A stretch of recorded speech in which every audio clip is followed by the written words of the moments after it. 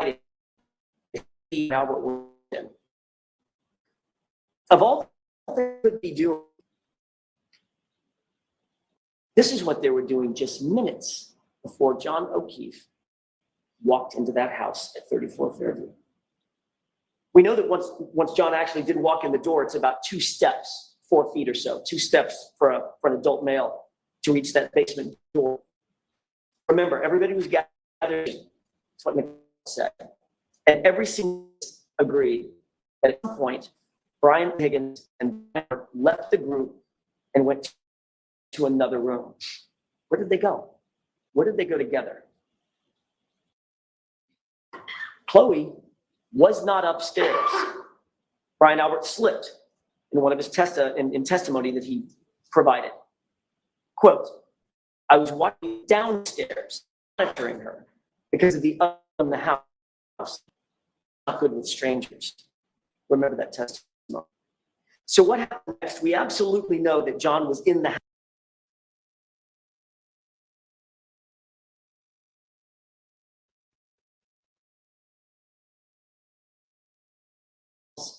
How long does it take to have a crossword?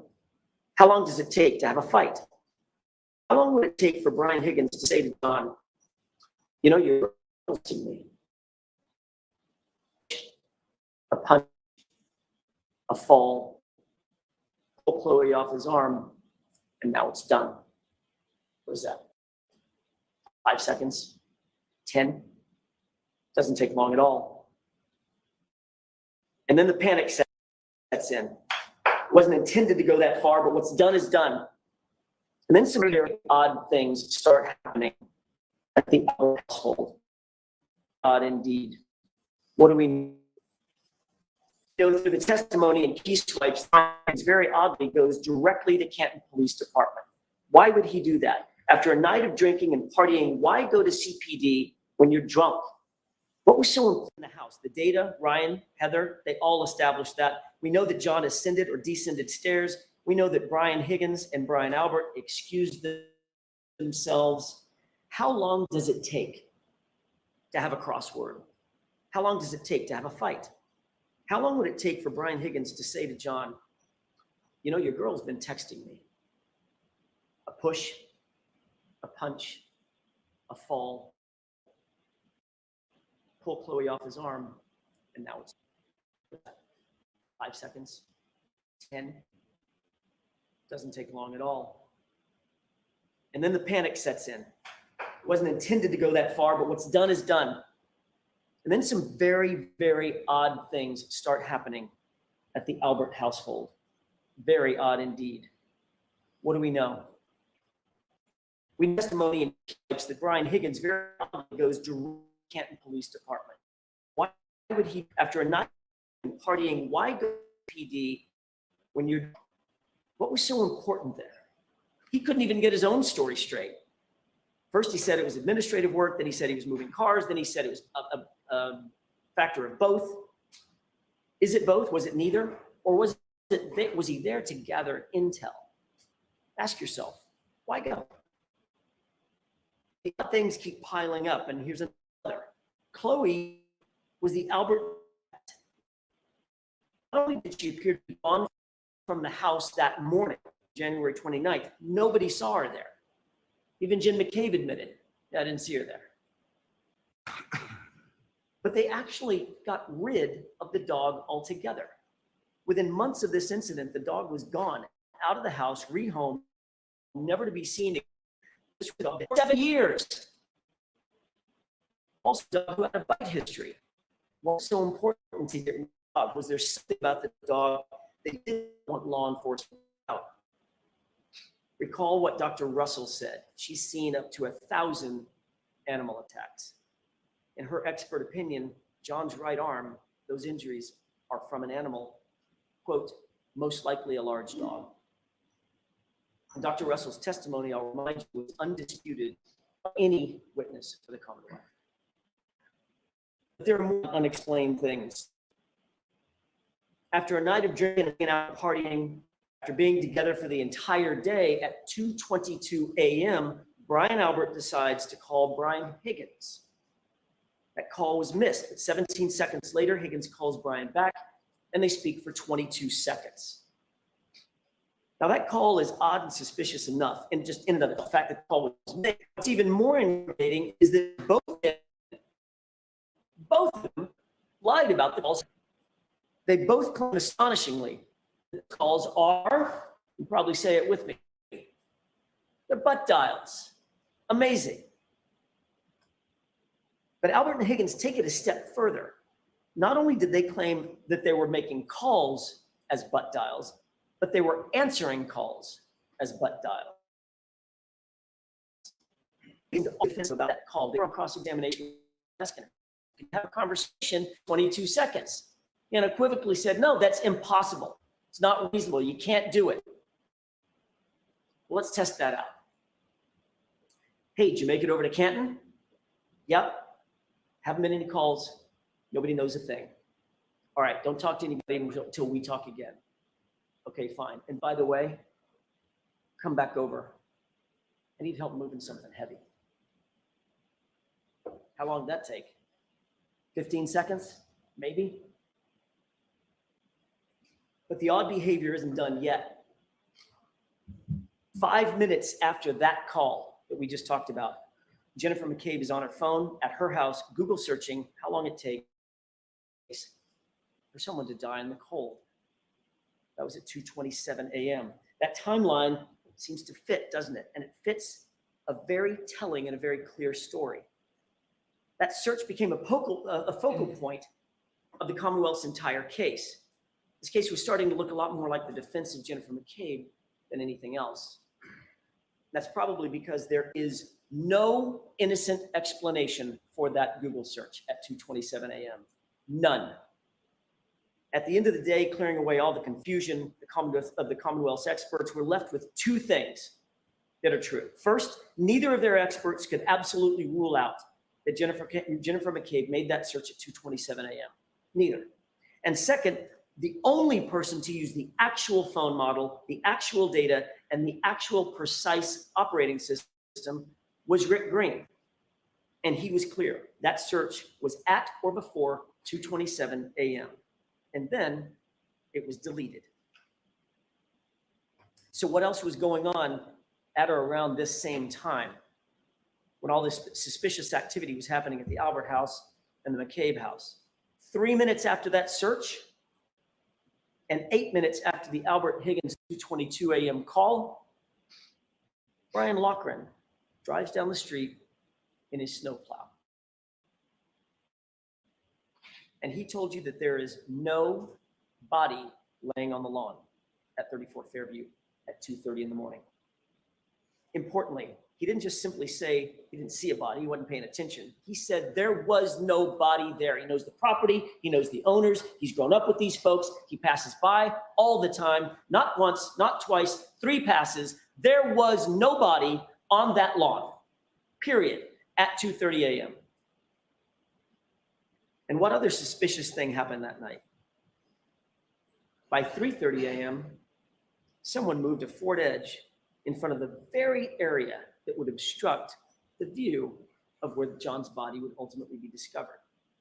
Who's the only person in this case that you've heard about with a Ford Edge? Brian Albert. Remember, as you're thinking about this, the basement at 34 Fairview is serviced by a bulkhead. It's a quick and convenient door to the backyard. And that backyard is serviced by a side fence. And that side fence is easily accessible to the front yard at the side of the house. Which side of the house? The side where John's body was found. And by 6 a.m., John's body was, in fact, now outside. While this flurry of suspicious activity was going on with the Alberts and the McCabes, what's happening with Karen? All she knows at this point, think about it, at approximately 2:21, she dropped off John. He walked into 34 Fairview, and that's all she knows. She knows nothing else that was going on. So what was she left to think? He goes in to check the party out, but all of a sudden he's not coming back. He's not responding. Minutes start to pass. 1 minute turns to 2, 2 turned to 10. Where is he? Why isn't he responding? She's sitting in the cold, dark, freezing outside in the car. Naturally, she's perturbed. Being perturbed turns into being peeved. Being peeved eventually turns into being pissed. By 12:30, Karen's mad. She's left 34 Fairview to make a point, but she's still texting and calling. What could she reasonably be thinking at this point? What's going through her mind? 12:33 turns into 12:34. I can't believe he'd do this to me. 12:34 turns into 12:35. Where is he? Why aren't you answering, John? 12:35 turns to 12:36. Jesus Christ. I'm calling and you're not answering. Where are you?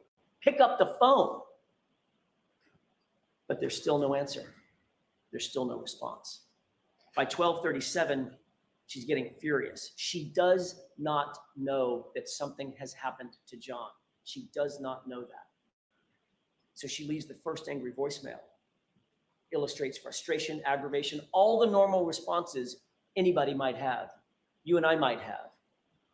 But little did she know. The next open voicemail has Karen parking at John's garage after she gets home. You can hear her heels clicking across the garage floor. For all she knows at this point, John's just drunk, he's been partying, he's hanging out, just forgot about her, blowing her off. But John's still not responding, and as the minutes tick by, Karen becomes increasingly upset. Those are the voicemails that you heard. How could he do this? Why is he ignoring me? Why is he ignoring the kids? Those are the thoughts bearing down on Karen Reed as she sat in an empty house late at night by herself. Ladies and gentlemen, she did not know what had happened to John. But within the next voicemail, you quickly learn what she was thinking and what she was feeling. Now it's 5:23 a.m. She's woken up. She's realized that he hasn't come home and he hasn't responded to a single text, not a single call. And anger quickly turns to panic and abject fear. She's so distraught, she reaches out to him again. John, where the fuck are you? She says through tears and desperation. And at 6:03, the question was answered and her worst fears are realized when she finds his body laying, dying in the cold in Brian Albert's front yard. You heard her. You can feel the grief. You can feel the raw anguish. You could see it. You don't have to wonder the emotional journey that Karen traveled that night. You can see it in the video. You can hear it in the audio. From the time he left her and walked into 34 Fairview and she called, she reached out 53 times. She called him 53 times before finding his body. Think about that. The Commonwealth wants you to believe that she murdered this man. And then after that murder, she called him not once, not twice, 53 times. It makes no sense.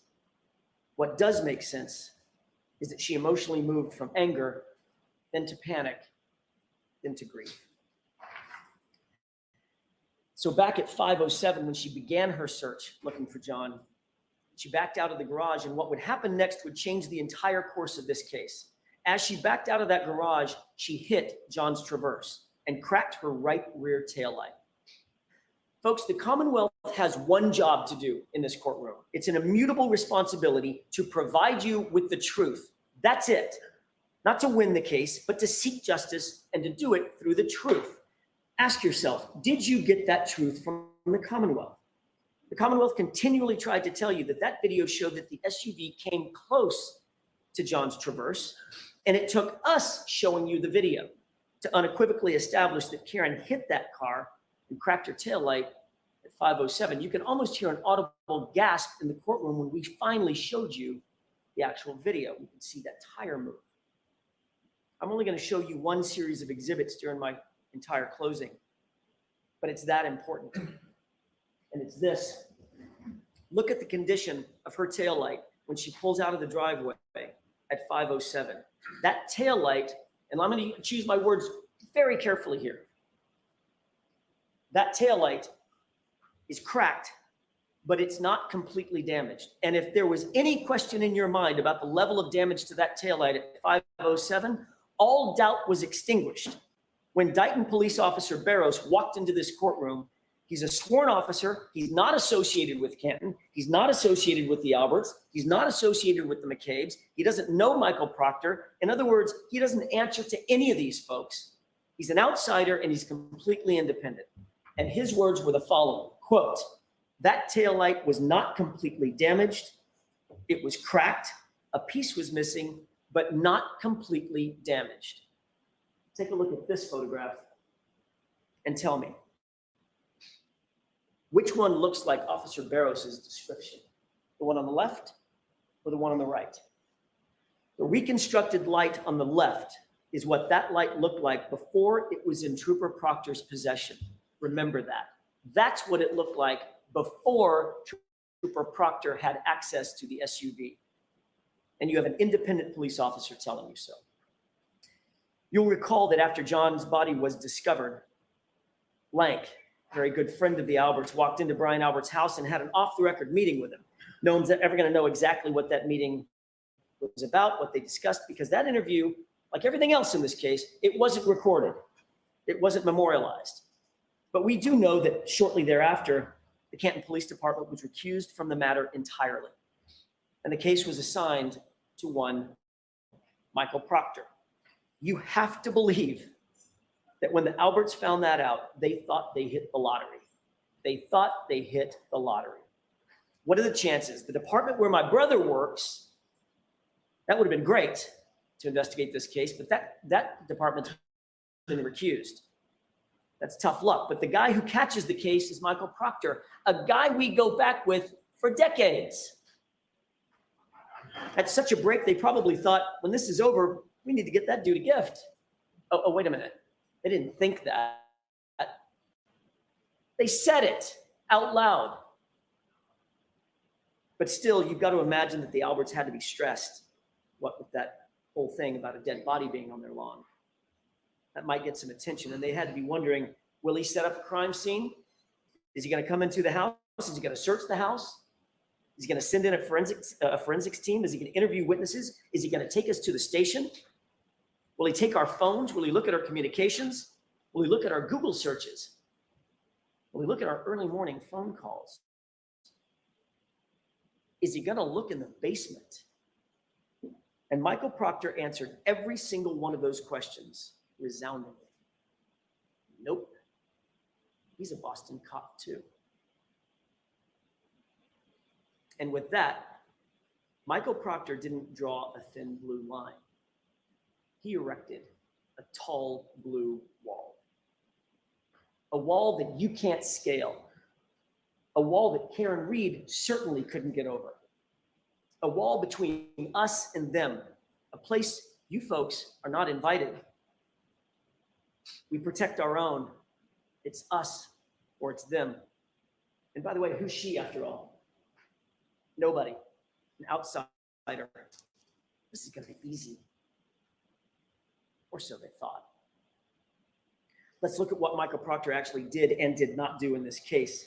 One of the consistent issues that's come up throughout this trial is how evidence always seems to be changing and evolving when in Michael Proctor's hands or somebody in his orbit. If it happens once, let's chalk it up to a mistake. Twice, it's starting to look a little bit like incompetence. If that happens every single time, it becomes intentional, which means it becomes corruption. The defense spent some time, we spent some time discussing the tow time that Michael Proctor swore to in affidavits. There was a reason that we believed it was so important, and I want to talk about that for just a quick second. Because this was a concerted effort by Michael Proctor to falsify the time the car was seized so that no one would know that he actually had possession of the car before the first pieces of taillight were ever discovered at the scene. But he got caught. And when he did, the best he could come up with was it was a typo. Like a dozen times, a typo. You'll remember what that testimony was. The truth is that car was in Michael Proctor's possession from about 4:12 in the afternoon. He said it was 4:16 when he finally had to tell the truth or some version of the truth. Those first pieces of taillight were not found until after 5:45 p.m. That is the very fact that Michael Proctor was trying to hide by those falsified affidavits, saying he didn't see the car until 5:30. But that wasn't Michael Proctor's only manipulation of the investigation. What about Brian Loughran? You met him. Michael Proctor did his level best to not just hide evidence, but to hide human beings from you and from us. Michael Proctor was informed that the plow drivers were out that night. There would be a witness, potentially along 34 Fairview, at the exact times in question. Even Michael Trotta expressly told Michael Proctor that 34 Fairview had in fact been plowed that morning, and by whom. Proctor not only did not interview Brian Loughran, he never disclosed his name in a single report. He hid him. This is a witness who was literally on 34 Fairview at the time in question where a body was found on the lawn. Wouldn't you want to get the truth from an eyewitness? Wouldn't you want to seek that out? Not if you're Michael Proctor, a close friend of the Alberts. If it were up to Proctor, you literally never would have heard of or from Brian Loughran. That's a scary prospect. I want to touch briefly on the additional physical evidence, or some additional physical evidence presented by the Commonwealth in this case. You'll recall Christina Hanley. She established to a scientific certainty that the glass on the bumper, which was told to you in opening statement, was going to have something to do with this case. The glass on the bumper was going to match that cocktail glass. She told you unequivocally the glass on the bumper did not match the cocktail glass. They came from two different sources. The glass on the bumper has nothing to do with the cocktail glass. So that glass on the bumper had to get there somehow. It didn't get there by being broken from the cocktail glass. See the point? It had to get on the bumper somehow. It didn't jump up there by itself. And what's really interesting is that there was one piece on the bumper, only one, that matched something else in the case. It was a perfect match to a piece of glass that was supposedly found at the scene. Who do you think had possession of that matching glass? Michael Proctor. So the glass on the bumper had to be placed there. And the only person who had anything close to matching the pieces that had to be placed there is Michael Proctor. You do the math. That leads us to the magic hair. The Commonwealth spent a lot of time bringing in experts about mitochondrial DNA and maternal DNA lines and comparative analyses. And all that sounds really great and really sciencey, except for the fact that it just doesn't matter. Why? Because you would have to believe that that little hair, tiny, tiny little hair, barely perched on the side of that SUV survived nearly 75 miles of a raging blizzard outside. That would be a magic hair indeed. That magic hair means nothing. The DNA means nothing, and that's because the hair was from somewhere else. It certainly was not from a motor vehicle incident at 34 Fairview on January 29th. That hair was placed there.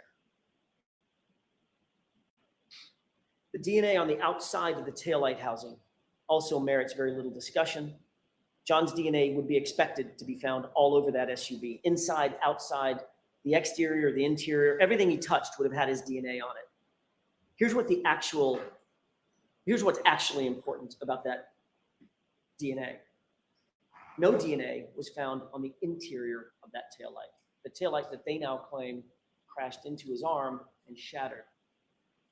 No blood was found anywhere on that taillight or any taillight pieces, and no tissue was found anywhere on that taillight or any taillight pieces. But we're to believe that that taillight literally exploded on John's arm at 25 miles an hour with 1,000 pounds of pressure. We talked about the evidence doing very funny things when in Proctor's possession or the possession of somebody in his orbit. Now think about the videos that you saw. How many videos appear to be somehow manipulated or altered? Just about every single one of them. Look at the video of the Sally port. Let's take that one, for example, that grainy one. It's missing the exact time that would show the condition of the taillight when it was pulled in to the Sally port. Pretty important time, wouldn't you think? Did someone not want you to see what the condition of the taillight was at that exact time? But the good news is there's a second video. It's much clearer. And it's from the same time frame. We didn't get that one for about 2.5 years into the investigation. Literally, it was after the trial started. that one was turned over. And this is important. The Commonwealth introduced you to a person by the name of Yuri Buchanan. They presented video showing what was clearly the right side of the car. They asked questions about the right side of the car. You'll recall, Mr. Lally asked Sergeant Buchanan, did you or Trooper Proctor ever go at, or near the right side of that taillight? And while he was asking the question, what appeared to be the right side of the car was looking at you. The video was still up. Buchanan paused, turned earnestly into the microphone, stared at you and said, never. We never went anywhere around that taillight. While he was showing you the right side of the car. And that trick might have worked until we got up to cross-examine him. And only then, on the second day of his testimony, did he have to admit that the video was actually inverted. It was backward.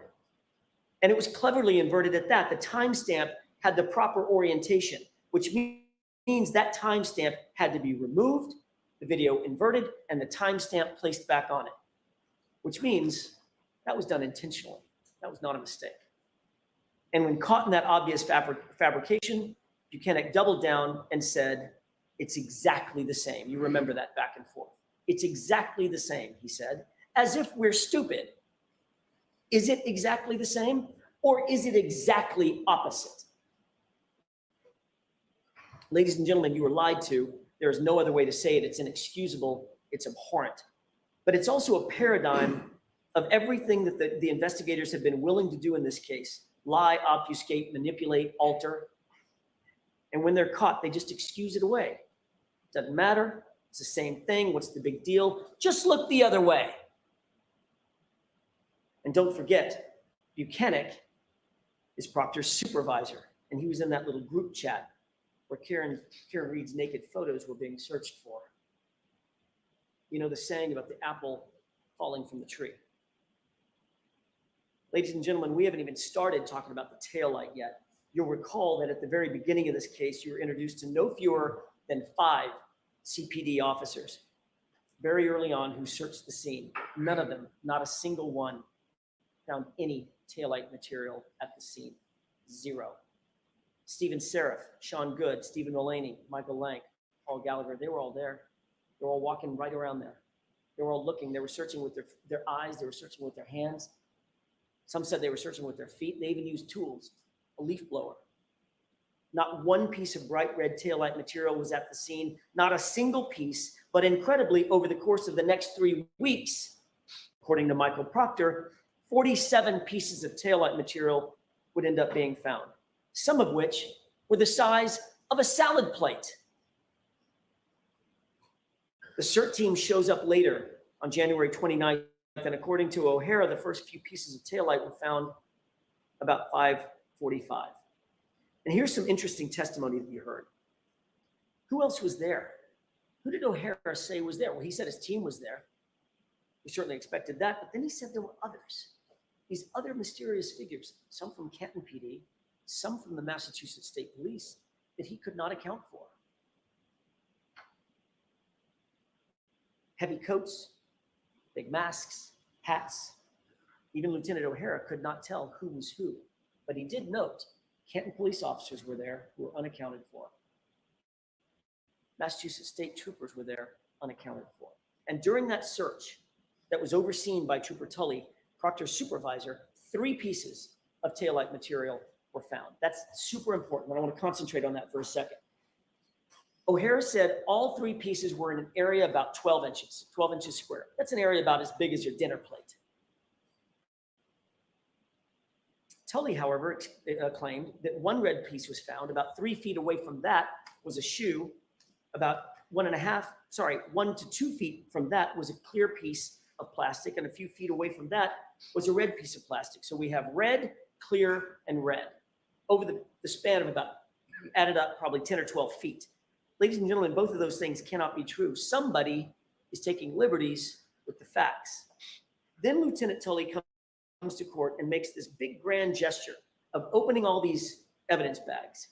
These 2 evidence bags in particular represent exactly what we're talking about. Those 3 pieces, red, clear, red. They're marked, they're sealed, they look official. They're not Stop and Shop bags, thank God. At least they've moved up from that.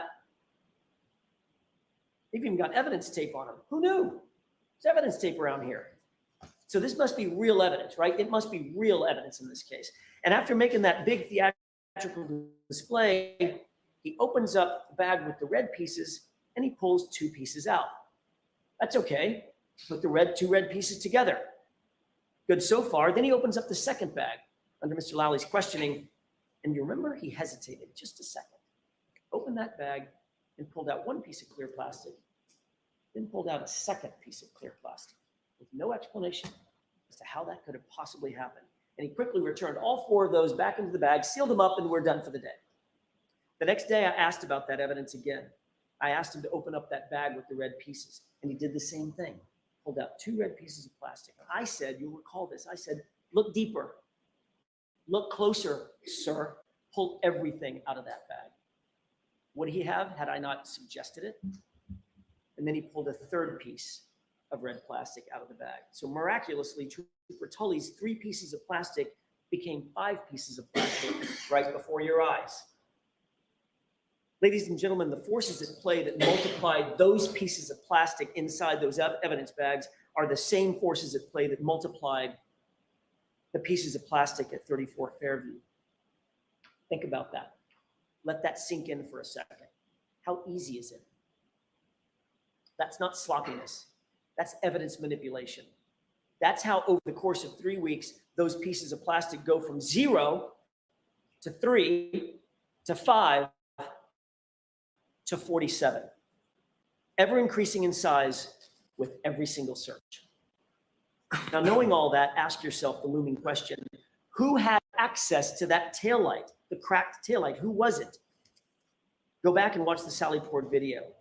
I'll give you the timestamp, 5:37, and see it for yourself. We know that Trooper Proctor, with binder in hand, walked by himself. Once we corrected the video from being inverted, you can see that he walked back by himself to the right rear taillight where nobody could see what he was doing. Higgins' own key swipes put him in Sally Port the same afternoon and evening. And then the Sally Port video magically skips and Chief Berkowitz appears right next to Proctor at the back of that vehicle in the same spot, and they walk out of the Sally Port together. Where were they going? Remember O'Hara? Unidentified troopers and Canton cops were at the search at 34 Fairview. How hard is it to drop a piece of plastic? We spent a long time talking about the compromised and altered and tampered and manipulated evidence. And now I want to switch and talk a little bit about the true facts in this case, because you did hear some true evidence and true facts. The Commonwealth presented about 67, maybe more, witnesses and expended 30 plus days of trial and 9 weeks of your life. Maybe we're in the 10th week. For what? It should be relatively simple, right?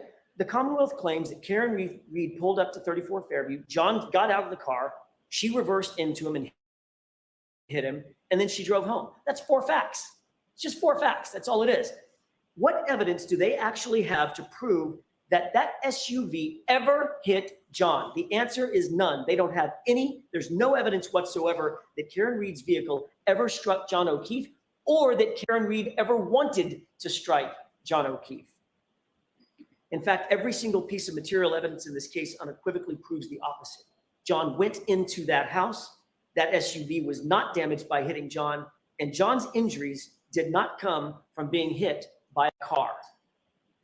That's what the evidence actually shows. The Commonwealth knows that, and they've known it for a long time, and Proctor knows that. And because of that, the Commonwealth just resorts to character assassination and talking for weeks on end about the snow. Let's talk about what the real evidence actually shows, the unassailable science. Let's talk about the truth.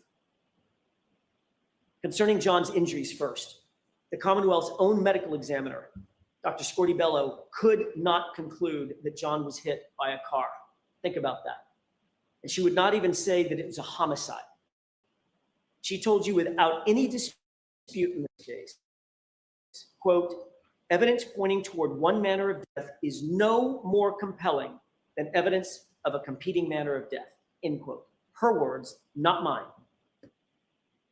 She went on to say it's just as likely that he was punched and fell backward. His injuries are consistent with that. In fact, in her expert opinion, his injuries are consistent with a physical altercation, as she testified, but they are not, in her words, not classical injuries from an auto pedestrian accident. That by itself is reasonable doubt. But the evidence and the truth goes far further. We introduced you to not one, but two thoroughly credentialed medical examiners or medical experts, Dr. Sheridan and Dr. Russell, both of whom said John's arm injury is consistent with an animal attack. Dr. Russell studied, diagnosed, and treated up to 1,000 animal wounds. She's an expert in animal wounds, and she was unequivocal. Those wounds are from an animal, likely a large dog, which means that John was attacked inside the home where Chloe was. There is no other possibility. And Dr. Sheridan, for his part, with thousands of 13,000 autopsies under his belt, decades of experience as the chief medical examiner, who's triple credentialed in anatomical, forensic, and neuropathology, he told you that John's injuries are inconsistent with a motor vehicle accident or incident. They're consistent, however, with a physical altercation. In layman's terms, the science proves John was beaten. That also is reasonable doubt and should end this case. But the facts and evidence don't stop there. Two of the most highly educated and highly qualified engineers you'll ever meet, Dr. Dan Wolf and Dr. Andrew Rinchler, mechanical engineer and a biomechanist. They reviewed this case. They did testing, they did analysis, they evaluated the case scientifically. They were not hired by the defense, not by the Commonwealth. They're completely 100% independent of any party in this case. And they were equally available, by the way, to the Commonwealth. They could have called them. They explained that John's injuries were not caused by being hit by Miss Reed's SUV, and that the SUV was not damaged by coming in contact with John O'Keefe's body. That should end the inquiry right there. Both sides of the equation. From a physics, engineering, and biomechanical standpoint, they established that John O'Keefe was not struck by Karen Reed's vehicle, period. And that is yet another fact that establishes reasonable doubt and should put an end to this case. So instead of calling the ARCA experts, which they had available to them, the Commonwealth chose to introduce you to Trooper Joe Paul. You'll remember his testimony. I think I'm being kind when I say that Trooper Paul's analysis lacked credibility. Trooper Paul lacks the experience, the education, the training, the background, and the knowledge to not only render opinions on these issues, but to even understand the issues themselves. He makes the absurd claim that John was hit on the elbow area of his arm by a taillight. He was spun to the left in a pirouette. His arm stayed on the light long enough for the shards of plastic to explode around him, scratching his arm, even though he was wearing long sleeves, then projecting him 30 feet to the left, but not before making a stop to hit his head on either the curb or the pavement, before coming to his final resting place with his unbroken phone tucked neatly under his body. It's nonsensical. It borders on laughable. Compare that testimony to Dr. Dan Wolf and Dr. Andrew Rinchler. Both PhDs in engineering, both top of their field in accident reconstruction, both published peer-review articles on the issues. Both men are highly sought after by the likes of national sports leagues and the United States Department of Defense. And these men are unrivaled in accident reconstruction. What did Dr. Rinchler say before he left the stand? This was even under cross-examination. He said that the physics and the science don't lie. His words were, you can't deny the science and the physics. John wasn't hit by that car, period. The Commonwealth cannot explain John O'Keefe's injuries. They can't explain his head wound.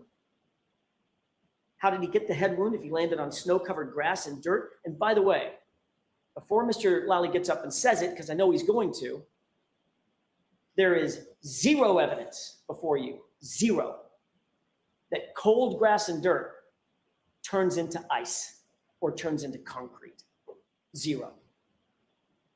They can't explain the injury above his right eye, that laceration. They can't explain his nose. They haven't even tried to. They can't explain the injury to his tongue, the laceration on his tongue. They cannot explain the injuries to his back, to the back of his hands, the bruises, and certainly they cannot explain the injuries to his right arm. But maybe most importantly, they cannot and have tried to explain the lack of injuries on John's body from the neck down. Nothing. He was pristine. Not a bump, not a bruise, not a fracture, not a broken bone. Nothing to suggest that he was hit by a 7,000-pound SUV going 25 miles per hour. And what of that right arm? According to the Commonwealth's best and brightest, Trooper Paul, John absorbed the entirety of the collision, a whole collision, with that 3.5-ton SUV entirely with his right arm, launching him some 30 feet.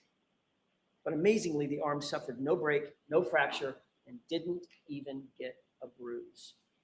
So how are those injuries properly explained? The evidence is simple.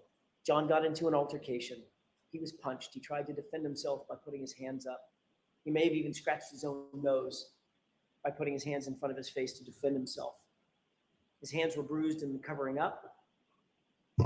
5 minutes, Mr. Jackson. Thank you, Your Honor. As he continued,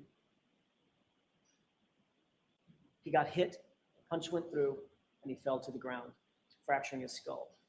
At some point during that altercation, the dog got a hold of him, and the dog was pulled away. Every single injury is answered. Every single injury is explained by that. Ladies and gentlemen, given what we know about the facts and the physical evidence in this case, the actual truth in this case, how did this happen? How did we end up here?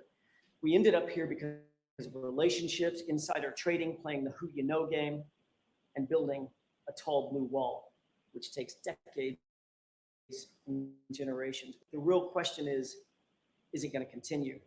Will this festering malignancy that allows a lead detective and his supervisor to gloat and sneer while looking over naked pictures or looking for naked pictures of the woman that they've targeted, will that continue? And the answer should be, not if you have anything to say about it. Michael Proctor is the lead investigator in this case, and much as the Commonwealth might try, they cannot distance themselves from the stench of him on this case and this investigation. Those secret group chats illustrate the quality and character of his investigation. Remind yourself how an, quote, unbiased and an objective investigator, someone who's supposed to be looking for facts. Ask yourself, how did he approach his job? Late at night, sitting there in his office, deviously looking for naked pictures of Karen Reed and talking about her like she's a piece of meat. Talking about her bodily functions, her medical conditions, calling her vile names. I don't even have it in me to repeat what he said about her. He reduced her to an object, and he went further by insulting her. He went further than insulting her, and he dehumanized her. And when he was done betraying that very humanity, he wished for her to commit suicide. That, ladies and gentlemen, is how you frame someone. That's how you dehumanize someone so viciously that you can just pin it on the girl and cover for the homeowner because he's a Boston cop. That's how you rip a person's life apart and sleep like a baby while doing it. And then further that by saying, I hope she kills herself. Ladies and gentlemen, I just began the discussion this afternoon or this morning with a quote about the truth, and I did that because that's what this case is about, top to bottom, tip to tail. It's about the truth, not hiding it or concealing it, but exposing the truth. The truth is immutable. It's not a feeling, it's not a whim. It's unflinching, it's unchanging, and it's everlasting. That's why the law is steady. That's why it's not captive to the whims of people drunk with power who think they're above the law, who think they're above scrutiny. That's why you stand as the guardian of justice and the protector of justice. The law demands the very integrity that Trooper Proctor and his investigation lacks, and it requires that you cannot convict Karen Reed unless the Commonwealth has met its incredibly high burden to prove every element beyond a reasonable doubt and to a moral certainty. And a moral certainty is defined as the highest degree of certainty possible in matters related to human affairs. It's the highest degree possible in your life. That's the level of certainty. And I'll leave you with this. You have the most powerful tool known to American jurisprudence because you have your vote. No one can take that away from you, not me, not the Commonwealth, not the court. You may not have asked to be here, but each of you have given something very special of yourselves. You've agreed to do that, which is the highest calling a citizen can answer in any way. You've agreed to give your community your best. And my question to you is, what will you do with this moment? Ignore the lies and the manipulations, the misogyny, the bias, the lack of evidence? Could you ever do that? Would you ever do that? Or will you say with your verdict, I see the truth and I will not ever look the other way? When you stare the truth down, you'll see that the Commonwealth has not proven its case beyond a reasonable doubt into a moral certainty, not even close. Ladies and gentlemen, Karen Read is innocent. Do justice and find her not guilty. Thank you. All right. Thank you very much, Mr. Jackson. All right, Mr. Lally. Thank you, Your Honor.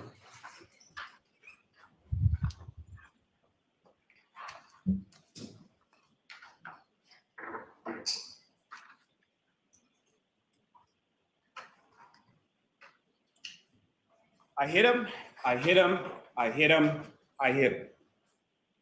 Those are the words of the defendant 4 times. You heard testimony from 4 different witnesses who overheard and observed those statements from the defendant on January 29th, 2022. You heard testimony from firefighter Timothy Nuttall. He was trying to bag valve mask Mr. O'Keefe. He was working on resuscitative efforts to try to save Mr. O'Keefe's life. He asked if anyone saw anything or knew what happened, and the defendant said, I hit him, I hit him, I hit him, I hit him. Firefighter Anthony Flamati was asking if anyone had information on why Mr. O'Keefe was there in the snow. The defendant repeatedly said, I hit him, I hit him, oh my God, I hit him. Firefighter Katie McLaughlin was tasked by firefighter Flamati with asking for biographical information and for what the cause was of the traumatic injuries that all the firefighters testified that they observed on Mr. O'Keefe. She asked the defendant, and the defendant said, I hit him repeatedly. Firefighter McLaughlin asked for clarification. You did what? And the defendant repeated, I hit him. Jennifer McCabe stated initially over the phone when speaking with the defendant that the defendant said, could I have hit him in the car while they're on the phone with Ms. Roberts going from Ms. McCabe's house to Mr. O'Keefe's house? Did I hit him? Could I have hit him? Once on scene, once asked, as Ms. McCabe described by an EMT, for name, age, things like that related to Mr. O'Keefe, what caused the trauma? She indicated in her testimony that the defendant said repeatedly, I hit him. You heard testimony from Officer Sarif, statements that he attributed to the defendant as saying that morning, this is all my fault. This is all my fault. I did this. This is what the defendant is saying on scene. Since then, stories changed a little bit. But those were the words that came from the defendant's mouth on January 29th, 2022, as John O'Keefe lay dying on the front lawn of 34 Fairview Road, where the defendant had left him after striking him with her motor vehicle several hours. I mean, wouldn't that be important to put freezing there? I hit him in your police report or in your documents, but There's nobody certain put that in their things report. that have come up over the course of this trial as far as evidence and testimony concerned, little things. And what I would suggest to you, it's those little things that are quite telling as it pertains to the defendant's statements and the defendant's actions over the course of January 28th and January 29th and beyond. I'm going to bring some of those to your attention as I go through, but just ask you to keep that in mind as far as when you're deliberating, when you're reviewing this testimony and this evidence. The little things matter. The little things start piling up in this case. Throughout the course of this trial, you've heard a lot of purported evidence or questions of witnesses in an attempt to distract you from the evidence in this case. It's essentially defense by obfuscation. It's a three-card money trick. The facts and the evidence in this case are your card. They're the Queen of Hearts. And so what I want you to, or what the defense wants you to do, is not look at that card. Look at anything else. Look at movement. Look at this person. Look at that person. Look at text messages. Look at this. Don't pay attention to the facts and the evidence, because if you do, what it will ineluctably lead you to is that the defendant is guilty of each of the three indictments before this court. The evidence and the facts of this case are for you, the jury, to decide, using your common sense, using your life experiences as your guide through that as you go. Before I turn to that evidence that I will submit to you and ineluctably demonstrates the defendant's guilt, let me first just address Trooper Proctor. The text messages from Trooper Proctor are unprofessional, they're indefensible, they're inexcusable. However, as distasteful as those messages are and their content is, I submit they had no bearing whatsoever or impact whatsoever on the integrity of the entirety of the investigation that Massachusetts State Police collectively conducted into John O'Keefe's death here.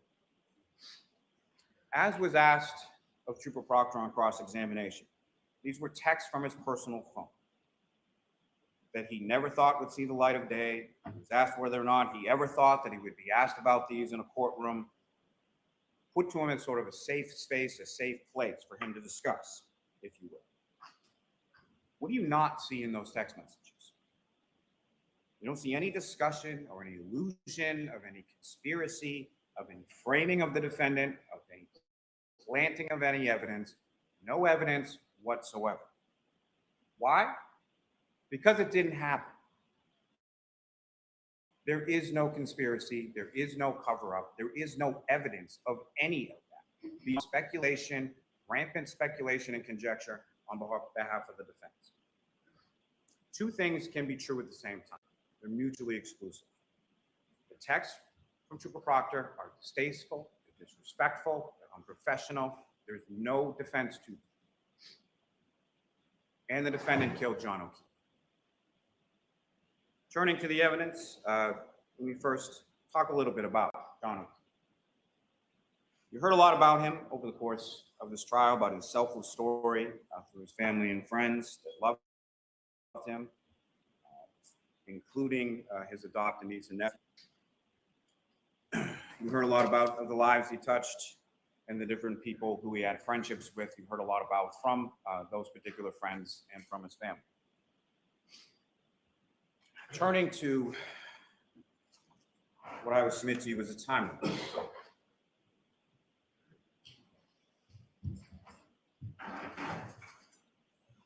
This may be a little hard to see up here. What I'm going to go is from left to right. January 28th, 2022, 9:49 in the morning, Karen and John begin fighting over text messages. 2:25 p.m. in the afternoon, the defendant texts Mr. O'Keefe, "Tell me if you are interested in someone else. Can't think of any other reason you've been like this." John texts back, "Nope." 2:25, Mr. O'Keefe texts the defendant, "Things haven't been great between us for a while. Ever consider that?" This is also testimony that you heard through multiple sources, whether it be phones, whether it be from the children, whether it be from other friends or family members, as to the relationship in the months and weeks leading up to John's murder. 2:32 p.m. John texts the defendant, "Sick of always arguing and fighting. It's been weekly for several months now." He then texts the defendant, "OMG, stop calling." This is during the time frame that Trooper Garino was talking about, with 18 phone calls, most of which were rejected, some of which were missed, and a couple of which were answered over the course of this afternoon, as she's continuing to needle and try to engage him in a fight that he doesn't want to have. 2:33 p.m. The defendant texts John, "So you're not into this anymore." 2:34 p.m. John texts the defendant, "I am not answering, stop calling." The defendant then texts John, "Then stop starting with me." 2:38 p.m. The defendant texts John, "I'm going to grab a drink in a bit." 2:38 in the afternoon. Around 3 p.m. is the testimony you heard from Aaron O'Keefe, in regard to the defendant texting her, asking if she can go out without her husband, Paul, asking to go out for a drink. This is while Erin O'Keefe testified she was waiting for one of her children at the bus stop, picking that child up around 3 o'clock in the afternoon. This is also the point at which the defendant says to Ms. O'Keefe, "Wish I didn't speak to another O'Keefe after 2004. 7:30 p.m., you have Mr. O'Keefe and Mr. Camerano arriving at C.F. McCarthy's, with the defendant arriving at 8:51. 8:58 p.m. is when the defendant receives drink number 1 at C.F. McCarthy's. Vodka soda, tall cylinder glass, lime, and a straw. 9:13 p.m., drink number 2. 9:20 p.m., drink number 3. 9:33 p.m., drink number 4. 9:57 p.m., drink number 5. 10:22 p.m., drink number 6. 10:29 p.m., drink number 7. 7 drinks from 8:58 p.m. through 10:29 p.m. when she receives that last drink at C.F. McCarthy's. A drink that she indicates to Sergeant Mechanic and several others on the next day that she did not take with her from C.F. McCarthy's to the waterfall, which several individuals at the waterfall testify that she produced from her coat when she walked in, and that you can clearly see on the C.F. McCarthy's video her walking out the door with the same tall cylinder glass in her right hand. Now, understanding that some of these drinks are not the full tall cylinder drinks, what she's doing is she's getting shot glasses of vodka and then pouring them into the drink after she's consumed the drink. 10:54 p.m. The defendant and Mr. O'Keefe arrive at the waterfall, during the course of which, about an hour that they're there, the defendant receives drinks number 8 and drinks number 9. 12:10 a.m. From the waterfall video, you have Ms. McCabe, Ms. Kolakithis, and the defendant departing the waterfall together. Interestingly, around the same time, you also have the text and screenshot communications between Colin Albert and Allison McCabe in reference to him getting picked up at that time. You also have testimony from Brian Albert, Nicole Albert, Caitlin Albert, Brian Albert Jr. in reference to them sort of walking in from the waterfall as Colin Albert is walking out of 34 Fairview Road, gets picked up by Ms. McCabe, and then is driven home. 1 minute later, 12:11, Mr. O'Keefe is then on the waterfall video walking out with cocktail glass in his right hand. At 12:14 a.m., Mr. O'Keefe texts Ms. McCabe, "Where to?" 12:14 a.m., based on the fact that she's driving, and Mme. McCabe indicated in his testimony that she should call him instead of texting while driving, Ms. McCabe calls John O'Keefe. He speaks with him regarding directions or going over which way to come in Chapman Street over Cedar Crest as far as coming into Fairview Road. 12:15:38 a.m., the defendant's vehicle drives by the Canton Library. You can see that on the video. 12:17:56, the defendant drives by the Temple Beth Abraham video. Again, you can see that on the video. Remember also the testimony from Lieutenant Tully in regard to the CSLI data and the ranging data in reference to it coinciding with what you observed, the black SUV, from each of those respective videos. 12:19:32, Mr. O'Keefe enters 34 Fairview Road into his Waze app on his phone. 12:23 a.m. is when the defendant conducts a 3-point turn on Cedar Crest and travels back toward Fairview. That's from Mr. O'Keefe's GPS native location data from his phone.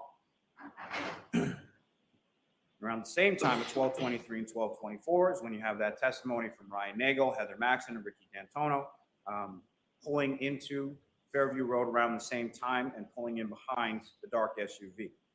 12:25 a.m. is the last native location GPS data of John O'Keefe's phone. It's in that area between 32 and 34 Fairview Road, where his body is discovered the next morning, in which there is no movement of that phone from that 12:25 a.m. period until Ms. Roberts then picks up the phone on the grass underneath Mr. O'Keefe's body sometime after 6 a.m. What you have up on the screen right now is that data, those plotting points that Trooper Garina was testifying about as far as the movement of the vehicle. The movement of the vehicle as it comes down Cedar Crest, passes by Fairview, reverses direction, and then comes down Fairview, moving up, moving up, moving up, as the witnesses described, eventually stopping in that area of the property line between 32 and 34 Fairview Road, which happens to coincide with the vehicle control history database information from the Toyota text stream, which you now have up on the screen before you here, indicating that following that 3-point turn, approximately 8 minutes after that, from Trooper Paul's testimony, as far as the mileage, 36 to 38 miles, matching up with the time that the vehicle is in front of 34 Fairview Road, that the vehicle travels in reverse, in a straight line, for 24.2 miles per hour for 62 and a half feet, with a minor steering angle change, which the trooper indicated was consistent with a pedestrian collision. At 12:30 a.m., you have that second triggering event 8 minutes after the 3-point turn when the vehicle is in reverse at 24.2 miles an hour. 12:35 is when the defendant calls John, and that's unanswered.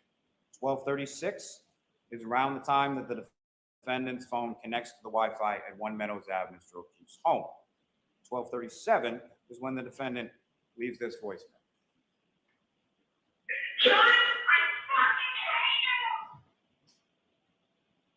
So within minutes of that vehicle's data, going 24.2 miles an hour in reverse for 62 and a half feet, the defendant leaves that voicemail, seething in rage as she's screaming, "John, I fucking hate you." 12:40 to 12:42, Ms. McCabe is texting Mr. O'Keefe. She tries calling Mr. O'Keefe, gets no answer. If you recall from her testimony around this time frame, about 12:40, she was unsure whether the vehicle was actually still out front or if it had gone at that point. But she was looking for John because she had seen the defendant's vehicle in front of the house and no one had come in. So she was wondering where her friend, Mr. O'Keefe, was. 12:55, the defendant texts John, "See you later."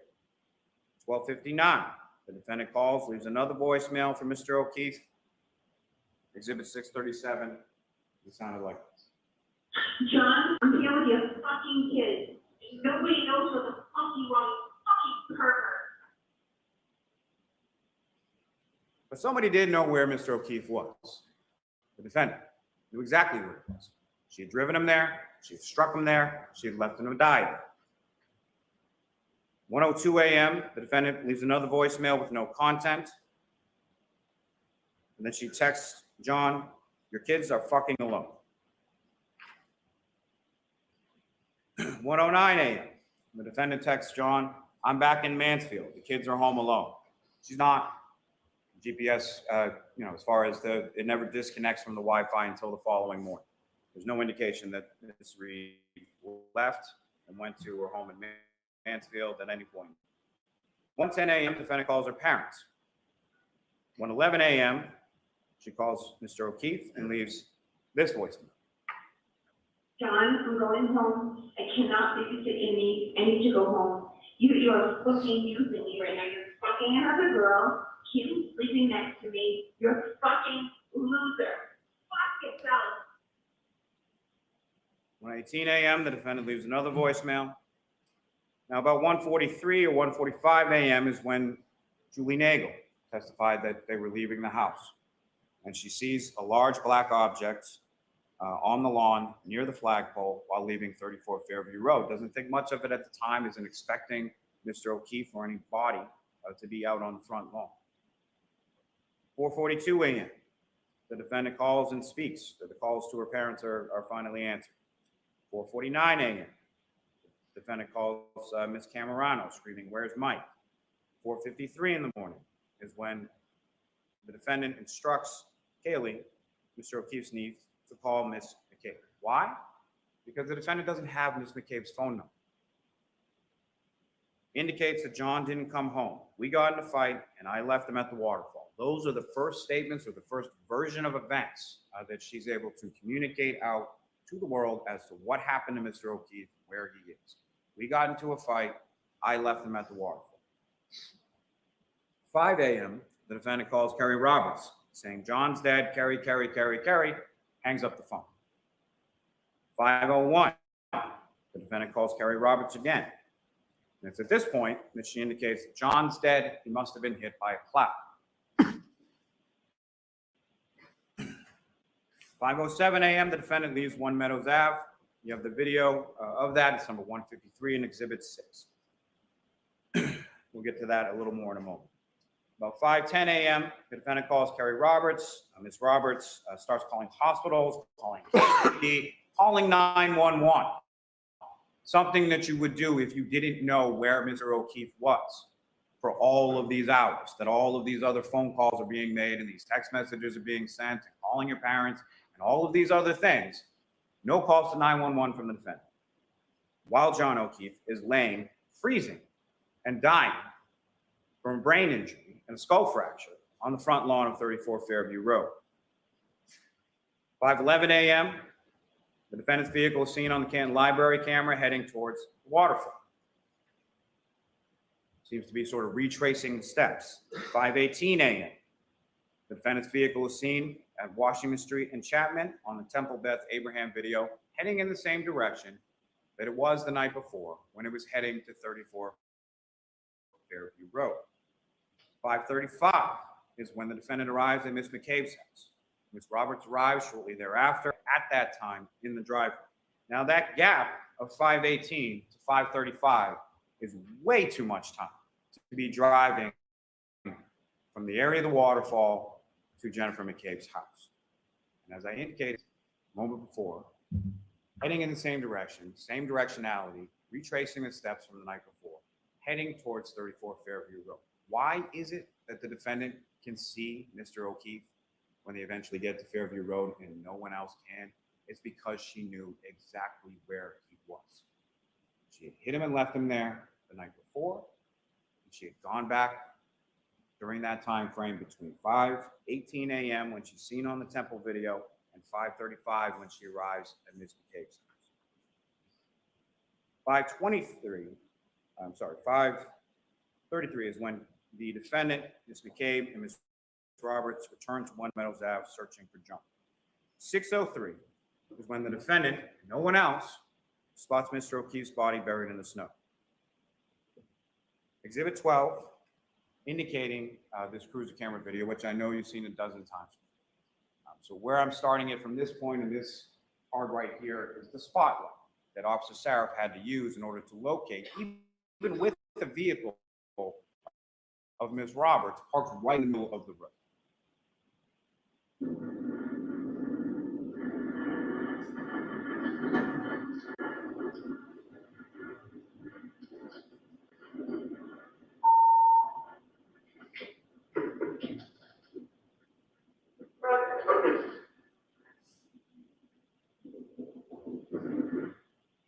In the darkness, in the snow, in the blizzard, in those conditions, the defendant sitting in the back seat of the vehicle knows exactly where Mr. O'Keefe is, covered in snow, as you heard from all of the paramedics, from the civilian witnesses, from the first responders. The defendant knows exactly where he is. 6:07 a.m., Ms. McCabe calls 911. 6:08, the defendant leaves that 4 or 5 minute voicemail, leaving the phone in the car for some reason to Mr. O'Keefe's phone. 6:23 and 6:24 in the morning is when Ms. McCabe conducts those Google searches. 7:50 in the morning is when Mr. O'Keefe is pronounced deceased at Good Samaritan Hospital. 4:13 to 4:20 p.m. is when the defendant's SUV is towed from her parents' house in Dighton. 5:20 p.m. is when the search team arrives in the area of 34 Fairview Road to conduct the search for evidence. 5:30 p.m. is when the defendant's vehicle arrives at the Canton Police Department south. We circle back for a moment to Mr. O'Keefe, to his families, to his friends, and to his relationship with the defendant. You heard testimony from Paul and Aaron O'Keefe that they liked the defendant, that they thought he was good for John, thought he was good for the kids. All outward appearances of the relationship were good. You heard testimony from the children that that was not true behind closed doors. But Paul O'Keefe testified that he told the defendant's parents this, that he liked Ms. Reed, that he thought that she was good for John, thought that she was good for the kids, weeks before John's murder. He even blew her a kiss in the emergency department at Good Samaritan as he was walking out and she was still being treated while they were there. Invited her over to John's house to grieve with him. Invited her to sit down with him while he explained to their nephew Patrick about John's passing. Defendant shows up at the house, abruptly goes upstairs with her father for a period of about 15 minutes, which is about half of the time that she spent there that morning grieving with the family.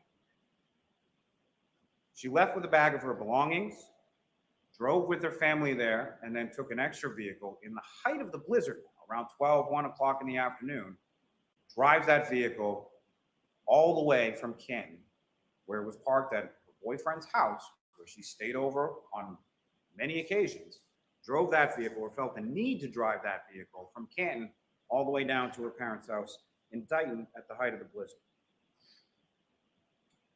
You heard testimony from Aaron O'Keefe of the text messages and the phone call on January 28th.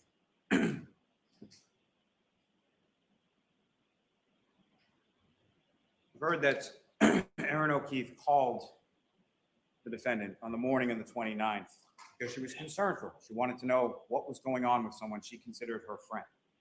The defendant yells, "John is dead." Ms. Robertson grabs the phone and then updates Aaron O'Keefe as to what's going on with John. Aaron O'Keefe again calls back later because she's concerned for someone that she considered her friend. How does the defendant respond? These are some of the little things. The defendant indicates to Ms. O'Keefe that she just has to remember the bad times and indicates to her, "I don't think I'll ever see you guys." This is after she's done her quick in and out at One Meadows Ave and is now with her parents or with her father, driving that car, essentially taking the murder weapon from Canton and bringing it down to her parents' house in Dighton. She's indicating over the phone to Aaron O'Keefe, "I don't think I'll ever see you guys." Why? If she didn't kill John, why would she say that? You heard a lot of testimony about New Year's Eve in Aruba. You heard the testimony from Ms. O'Keefe in regard to them exchanging, her and the defendant exchanging text messages on the flight down, arranging times to meet up. And then the defendant telling Aaron via text message that she caught Johnny kissing Laura's sister in the hotel lobby. She got into an argument about it, and then they never met up.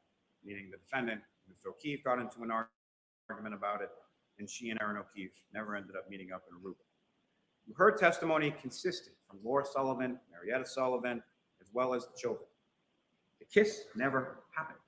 It never would happen based on the relationship, the godfather relationship that John O'Keefe had with Laura Sullivan, her family, and particularly Laura Sullivan's child.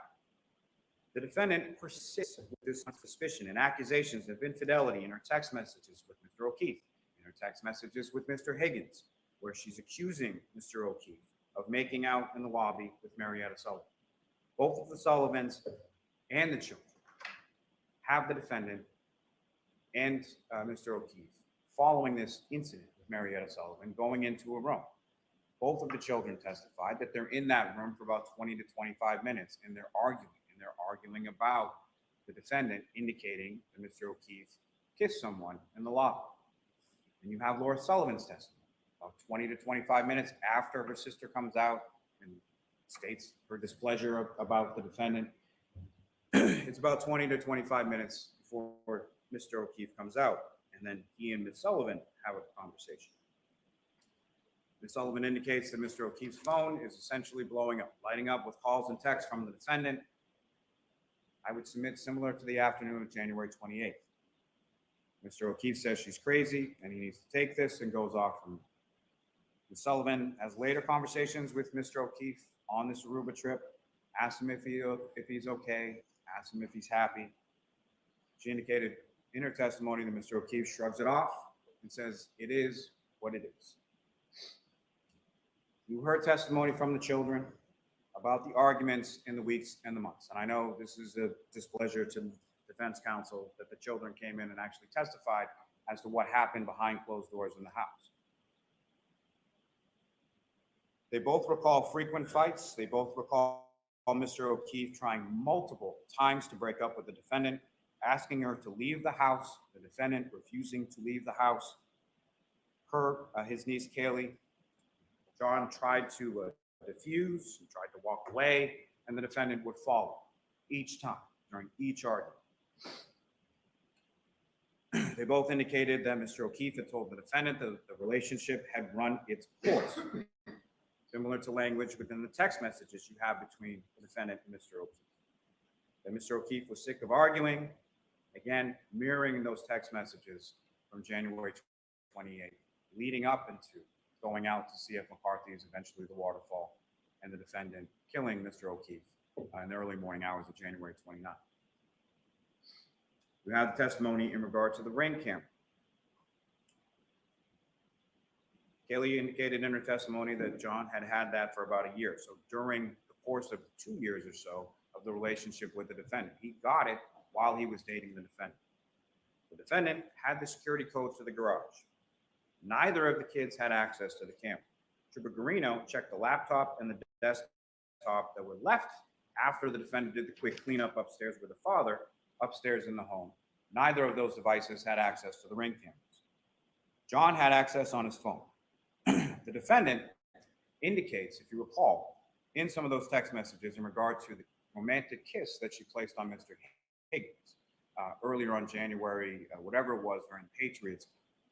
Mr. Higgins and Mr. Jackson was indicating weren't very good friends with Mr. O'Keefe, but had been invited over to his home for a Patriots game, at which time the defendant escorted Mr. Higgins out of the garage and placed a romantic kiss on him. But during those text messages, when they're talking about that, if you recall, the defendant is saying something or joking about something that Mr. O'Keefe had been looking at the videos and had been asking her if there was something going on with her and Mr. Higgins.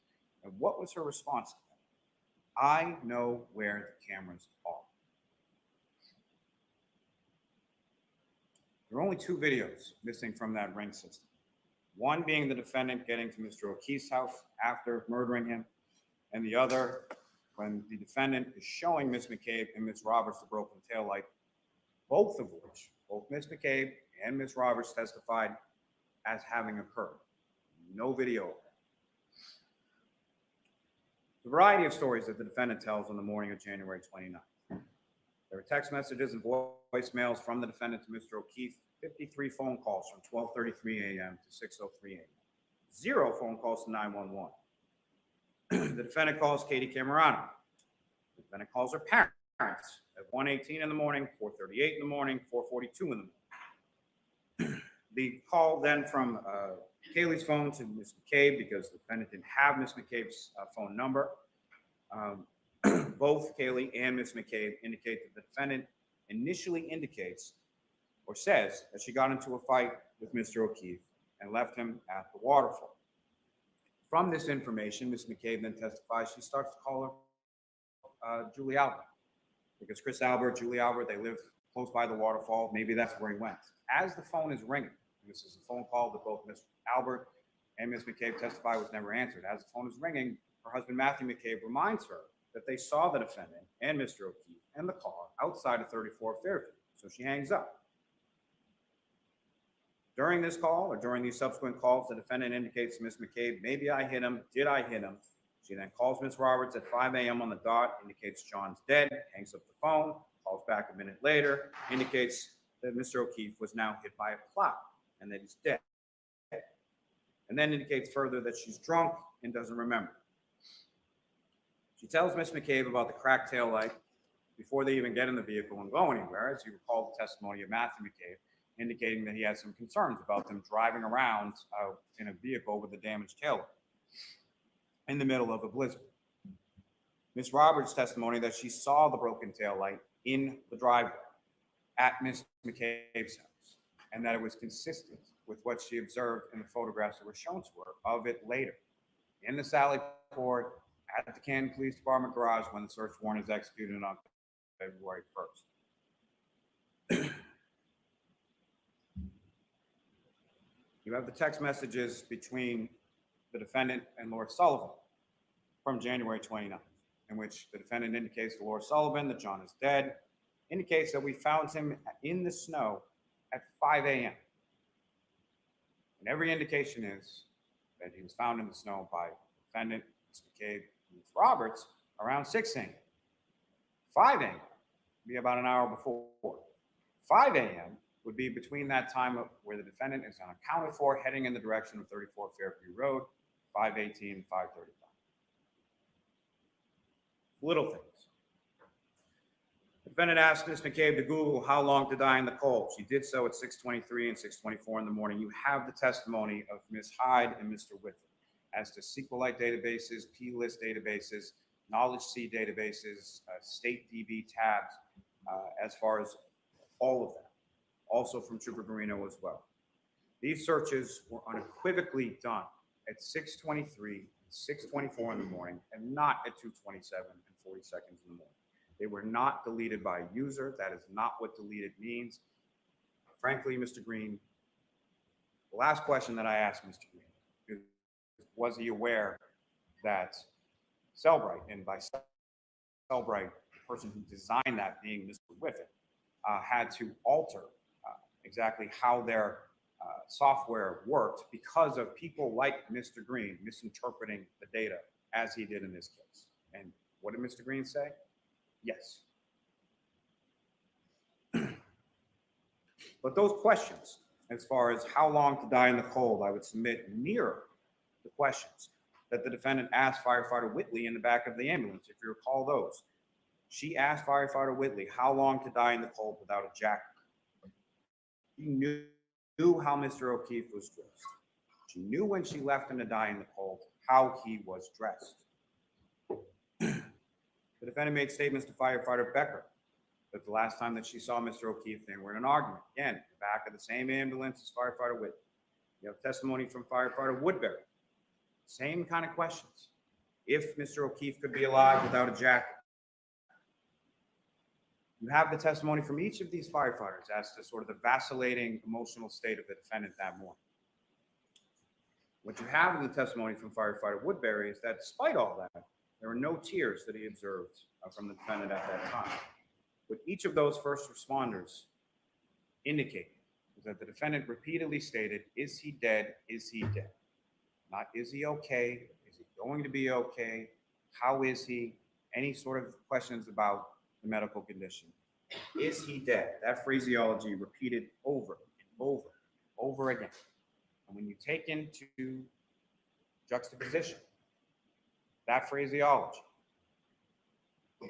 text to Laura Sullivan, found him in the snow at 5 a.m.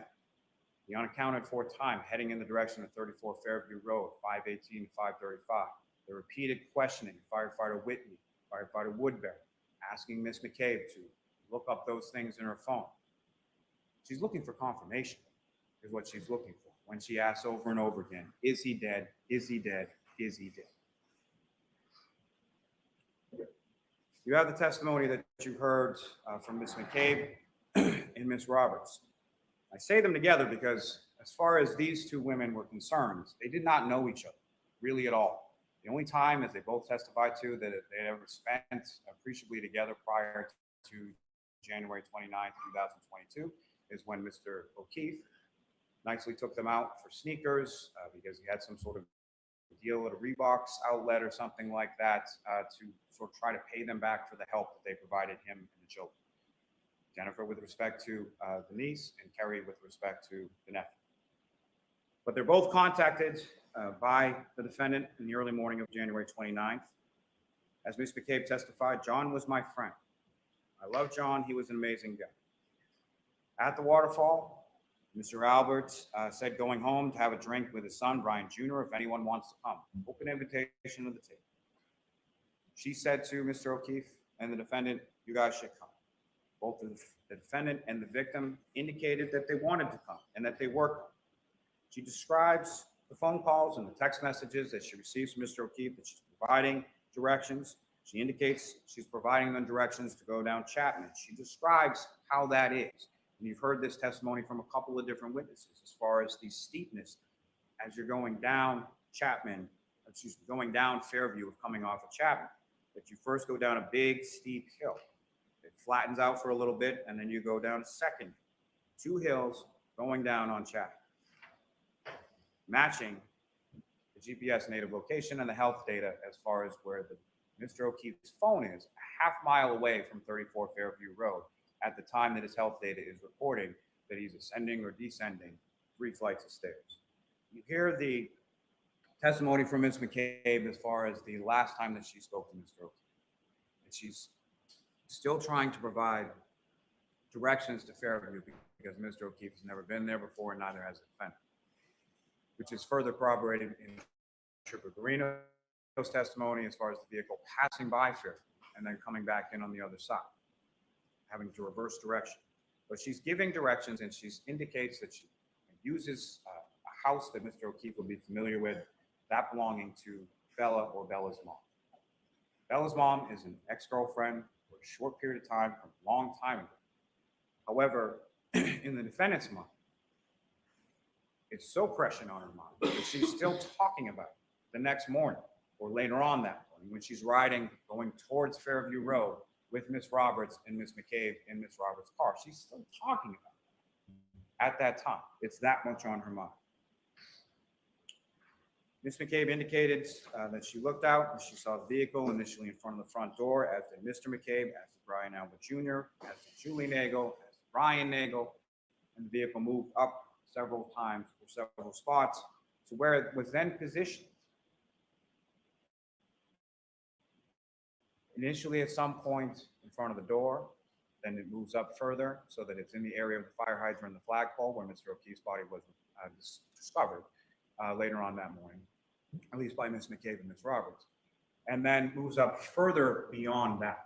And I say that in the sense of it moves up further beyond that with sufficient distance for it to then go in reverse for 62.5 feet at 24.2 miles per hour, striking Mr. O'Keefe and leaving him where he was found later on the 29th.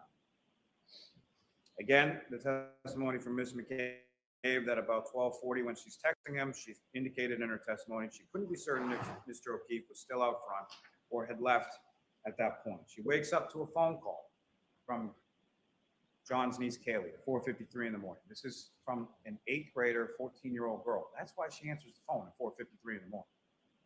She then hears the defendant screaming loudly over and over again, Jen. John didn't come home, got in a fight, left him at the waterfall. The variations, the different iterations of that story as it evolves and changes over the course of that morning.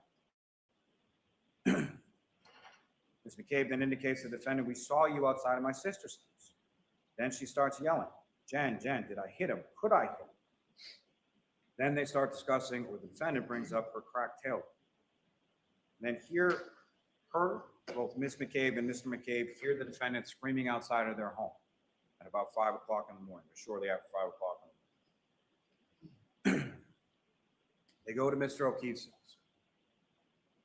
And both Ms. McCabe and Ms. Roberts indicates, and you heard this testimony from a number of different witnesses, friends and family of Mr. O'Keefe, that he had a rule, pretty strict rule in his house as far as you take your shoes off when you come in the house.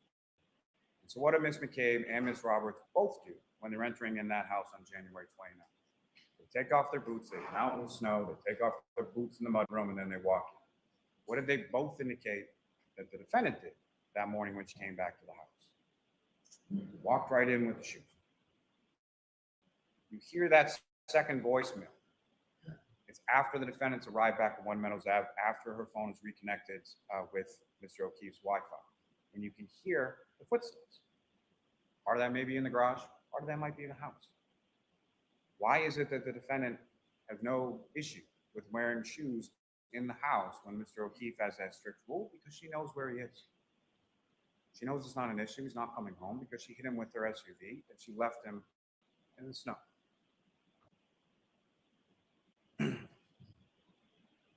Ms. Roberts and Ms. McCabe are frantically sort of running around the house looking for Mr. O'Keefe, and it's not. They then get in the vehicle. They drive back towards Fairview Road, and again, the defendant from the back seat of the vehicle immediately sees the defendant, starts pulling and kicking on the door, and runs in sort of a beeline straight over to where Mr. O'Keefe is laying on the front lawn.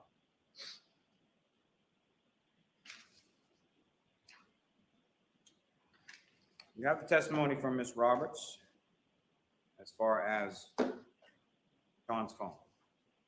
John's phone, when the firefighters pick him up, and you recall several witnesses testifying about that, pick him up on the scoop stretcher and then bring him over to the ambulance while they're conducting resuscitative efforts trying to save Mr. O'Keefe's life.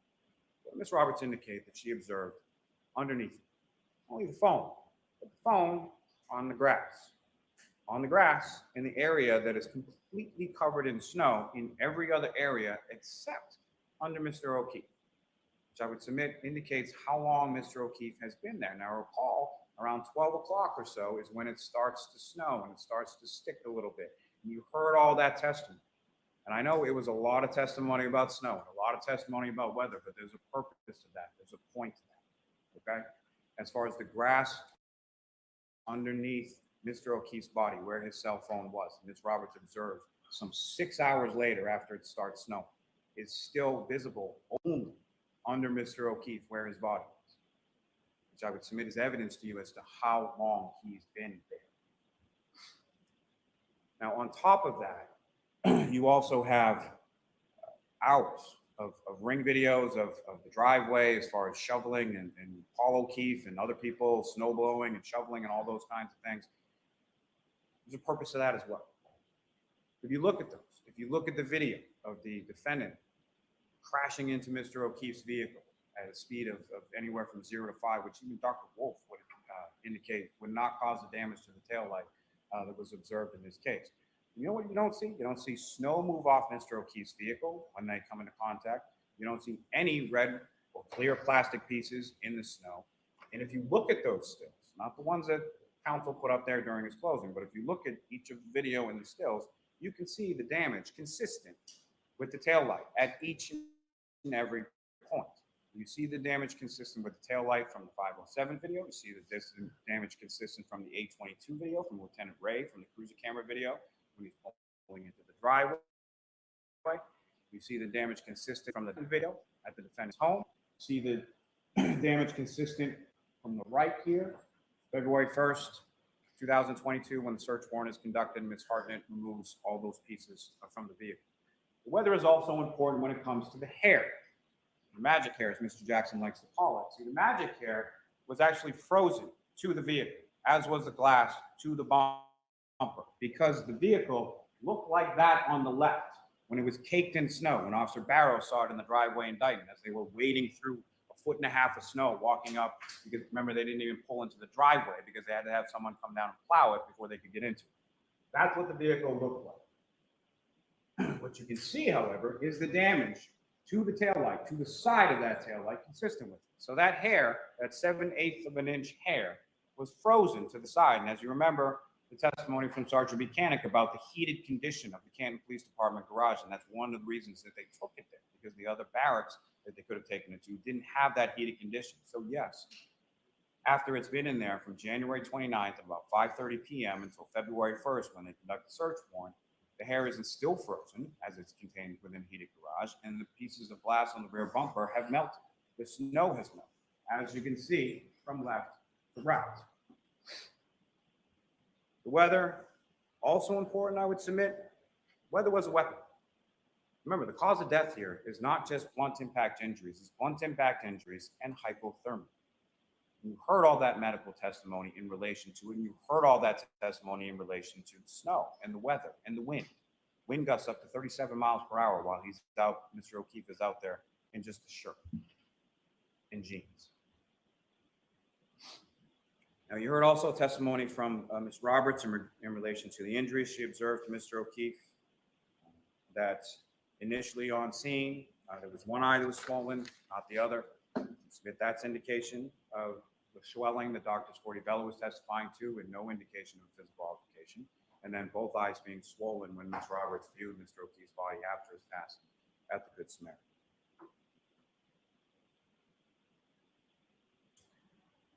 Submit that all the testimony tells you the same consistent account, internally, externally, from civilian testimony to investigator testimony to medical testimony to forensic testimony to the reconstruction testimony. You have the testimony from Ms. McCabe and Ms. Roberts that they couldn't see Mr. O'Keefe at Fairview when they initially pulled up. You can see that from Officer Saraf's cruiser. You have Mr. O'Keefe being covered in snow from the storm. You know where Mr. O'Keefe's body was. It's clearly visible on the cruiser camera from Officer Saraf. You have the testimony from each of the responding officers, anywhere from 5 to 12 feet off the roadway, and from the civilians as well. Ms. McCabe, Ms. Roberts, Officer Mullaney has 6 inches of snow on Mr. O'Keefe when he first sees him. Firefighter Kelly says that he couldn't even see Mr. O'Keefe until he was 5 feet away, in the darkness, in the snow, in the blizzard conditions. There's no footprints around the body. There's no drag marks around the body. There's no evidence of anything in relation to Brian Albert and Brian Higgins. Brian Albert and Brian Higgins spent January 28, 2022, traveling to New York City to go to a funeral for another police officer, for another department, who they didn't even know. Traveled all the way down to New York and then came back before the blizzard, only to come back from that to go out drinking, to come back to Mr. Albert's house, to then murder another police officer who they did know, who worked for the same department as them. And then criminal mastermind genius that Brian Albert is, 28 years on the Boston Police Department, he's then going to just leave Mr. O'Keefe's body on his front lawn? Really? That's the conspiracy? What evidence do you have of that? You have statements that the defendant made to Sergeant Buchanan on January 29th. She was willing to speak, but didn't want to give too much detail. Conversational tone throughout. She indicated that the night before, they had gotten into an argument, something about what was fed to the children, nothing about the detailed arguments and incessant phone calls, everything else that you saw from the defendant and Mr. O'Keefe's phone on the 28th. She indicated that she got to C.F. McCarthy's around 9 p.m., started drinking vodka sodas. The men were drinking beers. When asked where she parked her vehicle, she said she parked on Washington Street across from C.F. McCarthy's, facing northbound on the side, same side as Waterfall. Same testimony that you heard from Ms. Kolakithis, observing the defendant going over to her vehicle, getting in the driver's seat, and the victim, Mr. O'Keefe, getting into the passenger seat. She said they were left the Waterfall, were invited to her residence. She drove her and John to the location in Canton. She dropped Mr. O'Keefe off, did not see him walk into the home. She, being the defendant, stated she made a 3-point turn and then left. When asked about the damage to her vehicle, she indicated to the troopers, "I don't know, it happened last night."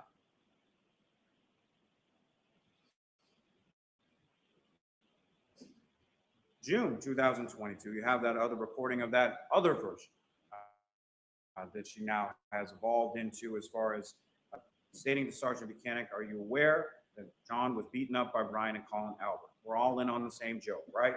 John was pulverized and my taillight was cracked." What evidence do you have of that? Mr. O'Keefe never went in the house. You have testimony from Nicole Albert, Brian Albert, Jennifer McCabe, Matthew McCabe, Caitlin Albert, Brian Albert Jr., Sarah Levinson, Julie Nagel, all indicating never went in the house. John O'Keefe's phone never went in the house, from the testimony and the data points that you have from Trooper Green. You know how Mr. O'Keefe was dressed, and you know the defendant knew that. You have the testimony from Kurt Roberts, Jennifer McCabe, Matthew McCabe, Karina Kolakithis, Nicholas Kolakithis, Brian Albert, Nicole Albert, Brian Higgins, all indicated in their testimony, and the defendant knew, based on our questions to the firefighters the next morning, that Mr. O'Keefe was not dressed for the weather when he left the Waterfall. The weather was a weapon. You have the testimony about the car, the defendant's car being there in front of the house, moving multiple times. You have that from multiple sources. You have that from Matthew McCabe. You have that from Jennifer McCabe. You have that from Brian Albert Jr. You have that from Julie Nagel. You have that from Ryan Nagel. You have the testimony of Ryan Nagel, Ricky D'Antonio, and Heather Maxson. Ms. Maxson indicated she saw a male passenger, female operator, as the vehicle was turned. Remember, they're coming towards Fairview at the same time. The defendant, after conducting that reverse, a 3-point turn on Cedar Crest, is then taking a right onto Fairview, while Mr. Nagel, Mr. D'Antonio, and Ms. Maxson are taking a left onto Fairview. Mr. Nagel indicates that Mr. D'Antonio then flashes lights. During that time, Ms. Maxson can see inside the vehicle. She sees a male passenger. She sees a female operator. They follow the vehicle as they're turning onto the street. Lo and behold, they're going to the same residence. They park. There's nothing in between them and the defendant's vehicle. They indicate that at no time do they see anybody get out of the vehicle. At no time do they see any damage to the vehicle. or it hasn't happened yet. At no time do they see anyone leave the vehicle and go into the house. The vehicle moves up on different successive occasions, as testified to by Mr. Nagel and several others.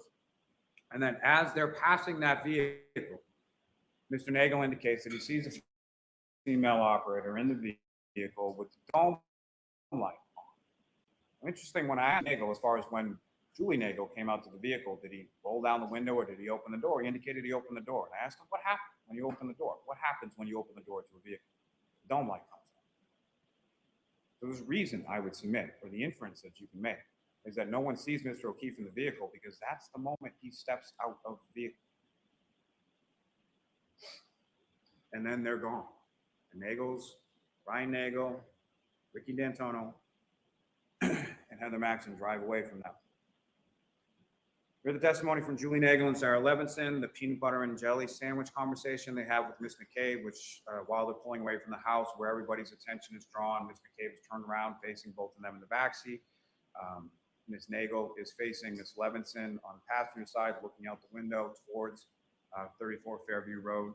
Ms. Levinson is looking back at Ms. Nagel away from that area, in which Ms. Nagel indicates that she sees a 5 to 6 foot dark blob on the lawn near the pole in the hydrant, which is just where Mr. O'Keefe is discovered the next morning. You have the testimony recalled, and you have text messages in regard to Colin Albert when he gets picked up from Colin. Mr. Lally, 5 minutes. Yes, sir. Colin Albert, Miss Allison McCabe, Brian Albert, Nicole Albert, Caitlin Albert, Brian Jr., all indicating that it was picked up around that time at 12:10 a.m. You have the testimony from Chris and Julie Albert, his parents, as far as when he comes home, kisses them goodnight before he goes to bed. You have that testimony in regard to Chris Albert, as far as how John O'Keefe and the defendant come to be at the waterfall in the first place, as far as John O'Keefe and his nephew coming in early in the day, getting a couple slices of pizza. What are you doing later on? Contained within those text messages. You have the testimony from Lieutenant O'Hara, Lieutenant Tully, Sergeant Mechanic about those items being recovered. And in particular, the items being recovered on January 29th by that search. What did Lieutenant O'Hara say? The items were found close to the curb. The items were at ground level, 3 feet of snow that they had to sift through in order to find those particular things. The detail or the delay in the recovery of evidence. The photos in the video, most of which you have in evidence, is earlier in the storm. This is before the 18 inches of snow falls down, before there's drifts and 3 feet of snow in places. They found the evidence where it had been at that same ground level, in the grass, under the snow, at 34 Fairview Road. We heard all of the medical testimony, which I would submit is consistent, from firefighter Formati to Dr. Rice. We heard the testimony regarding the defendant's blood alcohol concentration for Dr. Fowler and Nick Roberts, 93 milligrams per deciliter, 0.07 to 0.08% at 9:08 in the morning. We heard it. Mr. Roberts' testimony in regard to the retrograde extrapolation, 0.13 extract at the time of the operation. The defendant admits to drinking vodka. It's on the receipts from C.F. McCarthy's and from the waterfall. And you have the witness testimony in the surveillance video in regard to the forensic testimony that you have. In regard to the medical testimony, you have the sort of pattern abrasions, the clear plastic that's recovered by Lieutenant O'Hara and Lieutenant Tully on January 29th. The clear plastic that has the dimples on it.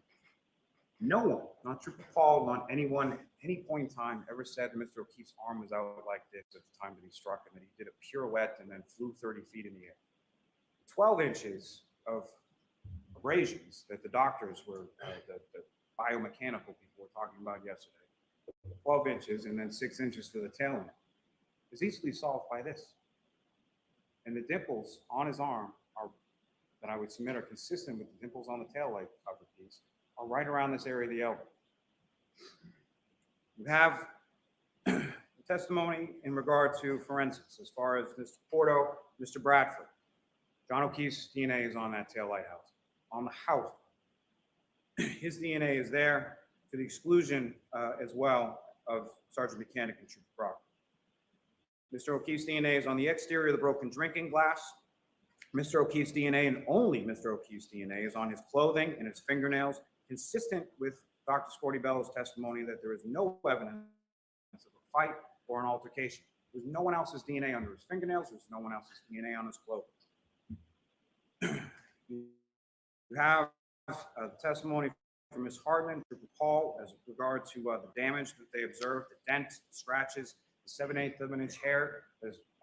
You have the testimony from Ms. Chart in regard to the mitochondrial DNA profile from that hair being consistent with the DNA profile of Mr. O'Keefe. You have the testimony from Ms. Valier and Ms. Hanley in regard to the microscopic pieces, 1/16 of an inch by 1/16. You have 1 minute, Mr. Lally. Wrap it up. Yes, Your Honor. All consistent with pieces of taillight that are found within his clothing.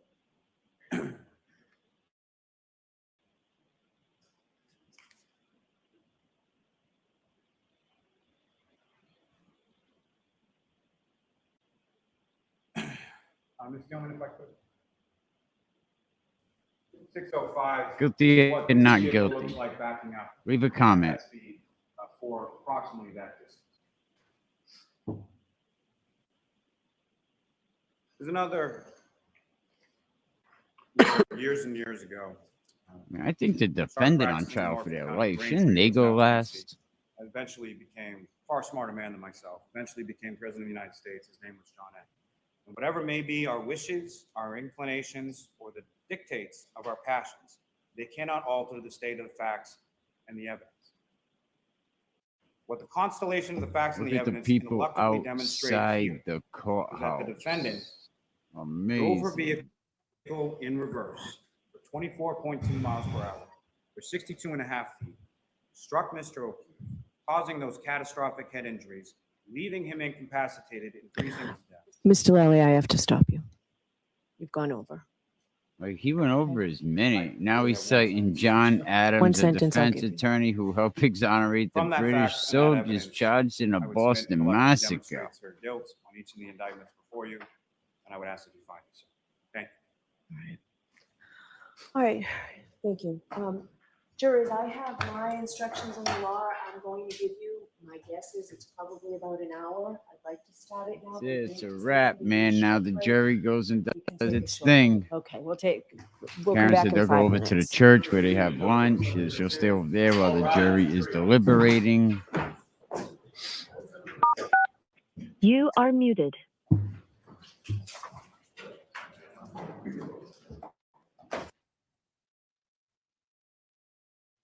You know, I got a age violation strike for this trial. I'm like, what?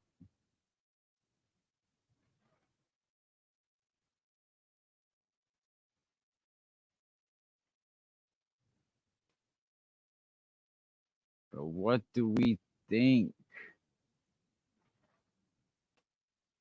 Closing argument reaction.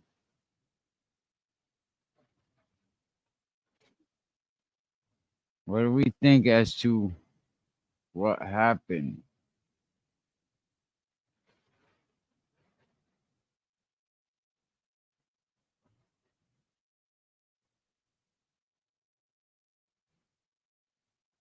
Let's see what Channel 5 has to say.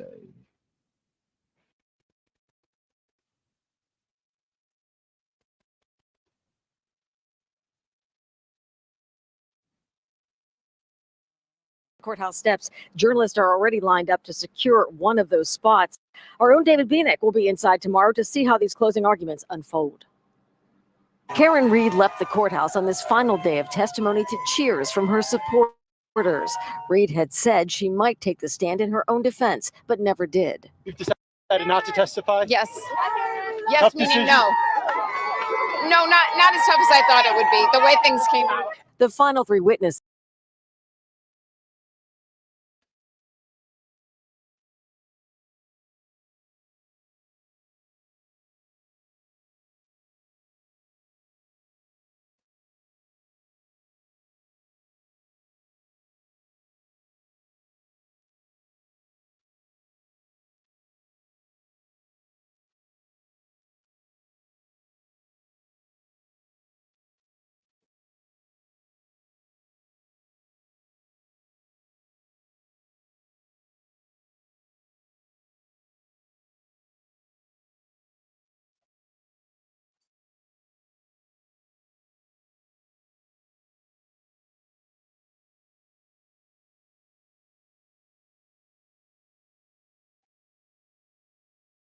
defense knew what they were doing here when they wanted to just make their points, get in and out. Peter Ellikin has been a criminal defense attorney for over 35 years. The prosecution needs to prove the case beyond a reasonable doubt. And there were loads of reasonable doubt here. And while the jury gets the last word, Karen Reed is also vowing to tell her version of events. They'll be clarified one day. They'll be clarified. Now, there are 12 jurors and 3 alternates. Tomorrow, a clerk will randomly pull names out of a bingo cage to determine which 12 will deliberate. Well, we know they got rid of one today. Let me see what else is on here. We got rid of one today.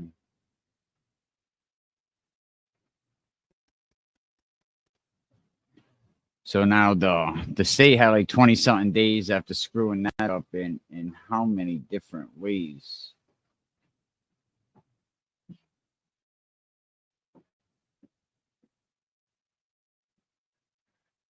Journalists are already lined up to secure one of those spots. Our own David Bieniek will be inside tomorrow to see how these closing arguments unfold. Karen Reed left the courthouse on this final day of testimony to cheers from her supporters. Reed had said she might take the stand in her own defense, but never did. You've decided not to testify? Yes. Yes, Tough meaning decision. no. No, not as tough as I thought it would be, the way things came out. The final 3 witnesses the defense did call all agreed John O'Keefe's injuries were not caused by a car. 2 accident reconstructionists said if Reed did back into O'Keefe with her SUV at 24 miles an hour, the damage to the car would have been worse. So would have O'Keefe's injuries. Just imagine having your arm out and being struck by a car at 25 miles an hour. There's going to be significant damage. The defense has alleged a corrupt investigator broke Reed's taillight and planted fragments at the scene. The reconstructionist tested another theory that O'Keefe threw a cocktail glass at that taillight.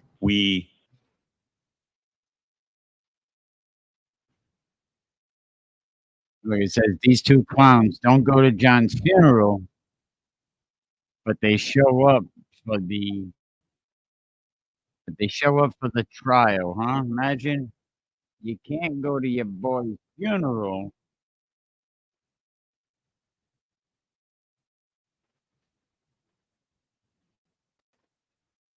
Showing what was clearly the right side of the car. They asked questions about the right side of the car. You'll recall, Mr. Lally asked Sergeant Buchanan, did you or Trooper Proctor ever go at, or near the right side of that taillight? And while he was asking the question, what appeared to be the right side of the car was looking at you. The video was still up. Buchanan paused, turned earnestly into the microphone, stared at you and said, never. We never went anywhere around that taillight. While he was showing you the right side of the car. And that trick might have worked until we got up to cross-examine him. And only then, on the second day of his testimony, did he have to admit that the video was actually inverted. It was backward. And it was cleverly inverted at that. The timestamp had the proper orientation, which means that Which is crazy how you you want to mislead the jury. Not only it's inverted, you got the timestamp trying to match how it is inverted, so you would not only the police to see everything in this trial, the prosecution is now deceiving the jury. timestamp had to be removed, the video inverted, and the timestamp placed back on it. Which means them scumbags, that was they don't done go to John intentionally. O'Keefe's That was not a mistake. funeral. And when caught in that obvious fabrication, Buchanan But they doubled show down up and for said, this. it's exactly the same. You remember that back and forth. It's exactly the same. See he what said, uncivil as if war. we're stupid. Is it exactly the same? Or is it exactly opposite? Story. That was the opening. For the most part, up until last, 15 minutes or so, it was substantially better organized. It had better flow. Not good, just better. It was better organized. It was a more coherent narrative. I almost said story, but then I stopped myself because no. But it was a more coherent narrative. And it was a better presentation in a more organized way than the opening. Also, he started fairly strong with the I hit him. That was pretty good. Probably should have ended there too, but whatever. Okay, so it was substantially more well organized and well presented. It was a good example of what to do when you don't have a lot to work with, because he doesn't have as much to work with as the defense does. So he took the shambles of his case and managed to put them together in a way that was for the most part, coherently structured presentation. Not so much in the last 15 minutes, but the first 45 minutes. That being said, however, it was droning and boring, and it was mind-numbingly presented. So it was so hard for me to listen for the technical detail because he was making it impossible for me to pay attention.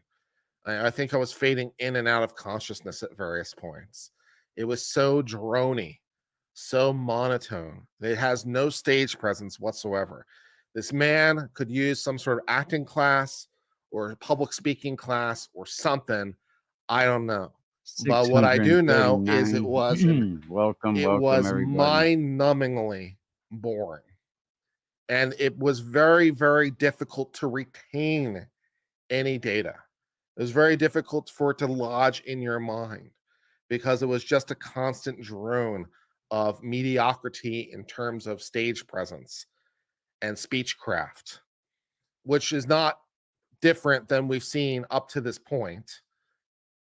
That has been Lawley's trademark from his opening, through his questions, from his cross, and into the close. It is his defining characteristic is he has a very monotone affect, and he doesn't help you with changing speed, vocal variety, intonation, or any sort of other speechcraft tools that would help you understand or comprehend or retain anything he's saying.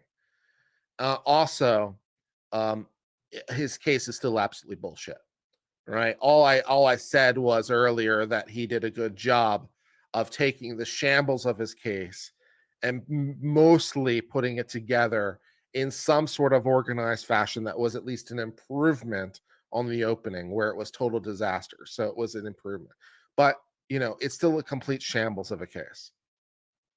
Really, all he has is I hit him. That's really all he has, and everything else is some bullshit. And so that is my overall conclusion. But to be fair, if there is a juror out there who likes the way that Lally speaks, and they're looking for reasons to convict, and they're being dumbs because they're not applying the relevant legal standards, then I suppose Lally gave them something that they could hook their teeth onto, however bullshit it is. But whatever. So yeah. I also appreciated that he took the time to say that Proctor's statements were reprehensible, and so dealt with that elephant in the room. And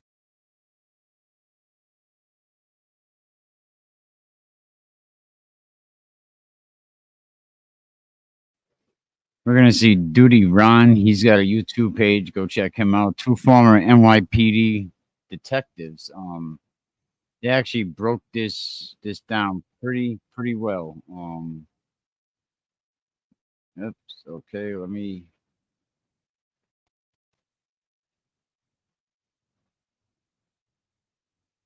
Okay, let me get back over here. I don't recall. See that long pause? Yeah, that was her waiting for him to say objection, Your Honor. Yeah. I don't recall. Shady shit, ladies and gentlemen. This is like These and, are I'm NYPD retired like informed 13 cops, years. so usually they side with the police. This is the worst I've ever seen. This is the worst I've ever seen. Day 9, owners of the home where O'Keefe was found testified. Nicole and Brian Albert owns the home at 34 Fairview and were put. Now this video that Duty Ron's doing, they're going over different days of the trial and talking about it. And I think the guy Ed Wallace on the right is an actual crime scene investigator and knows a lot of this stuff. I should find the part where they talked about. Let me see if I can find it. Oh, the Dixie Cups was great. All right, we'll get back into this and then I'll find it. Put on. Were part of the group that was out drinking with O'Keefe and Reed on the night of the snowstorm. Several people were invited back to the Alberts' home after leaving the bar, but they testified that neither O'Keefe nor Reed ever showed up. They never showed up. And everybody testified that John O'Keefe never went into that house. Everybody was on it. Everybody was on that narrative that testified. No. Never saw him in the house. Never came in the house. Let's take a listen to this. The prosecution called Nicole Albert to testify about how she'd been part of the group out drinking that night with John O'Keefe and Karen Reed. I had never met Karen, and I'd only met John once or twice. After leaving the bar, the Alberts invited some of their family and friends back to their house at 34 Fairview Road. But Nicole Albert says she never saw O'Keefe and Reed show up. No, they never came into my home. There you go. I didn't even realize that was happening, that they had any intention to come. Prosecutors say Reed backed into O'Keefe with her SUV. The defense says he was killed inside the house during a fight and dog attack. During cross-examination, defense attorney Elizabeth Little asked why the Alberts got rid of their German Shepherd mix named Chloe 4 months later. I did not get rid of my dog. I rehomed my dog. Why? I do. Why did they rehome the dog 4 months after this incident? Much of a difference. Remember what I tell when I tell our audience of various forensic Rehoming specialists, your one of the dog first or- pieces of forensic evidence that gets destroyed at most crime scenes is footwear impressions. It's snowing out, right? Wet shoes. Okay, if you're going into somebody's home with wet shoes and you're not taking them off immediately, and you're walking around maybe a foyer or a mud room or something, that was probably evidence that was lost here too, potentially. Right. And there was a discussion about it. Another chance to get good evidence in the home, That the homeowners here, the Alberts, you always had to take your shoes off when you came into their house. That came up in this trial. Anybody remember that? Yes. They talked about it, that they were very particular about coming into the home with shoes on. Right. And he was out of a shoe. Yeah, they found one the shoe. shoe. Right. Yeah. Okay. And it's socks are made of fabric, and there's hairs and fibers. There's fibers from the socks that could have been transferred to the inside of the house if, in fact, he did go in there. But it could have been some evidence that was looked for. And again, it wasn't looked for because the house wasn't searched. Yeah, and Gigi says it good. Get rid of equals rehome. Same thing. Get rid of rehoming. Same thing.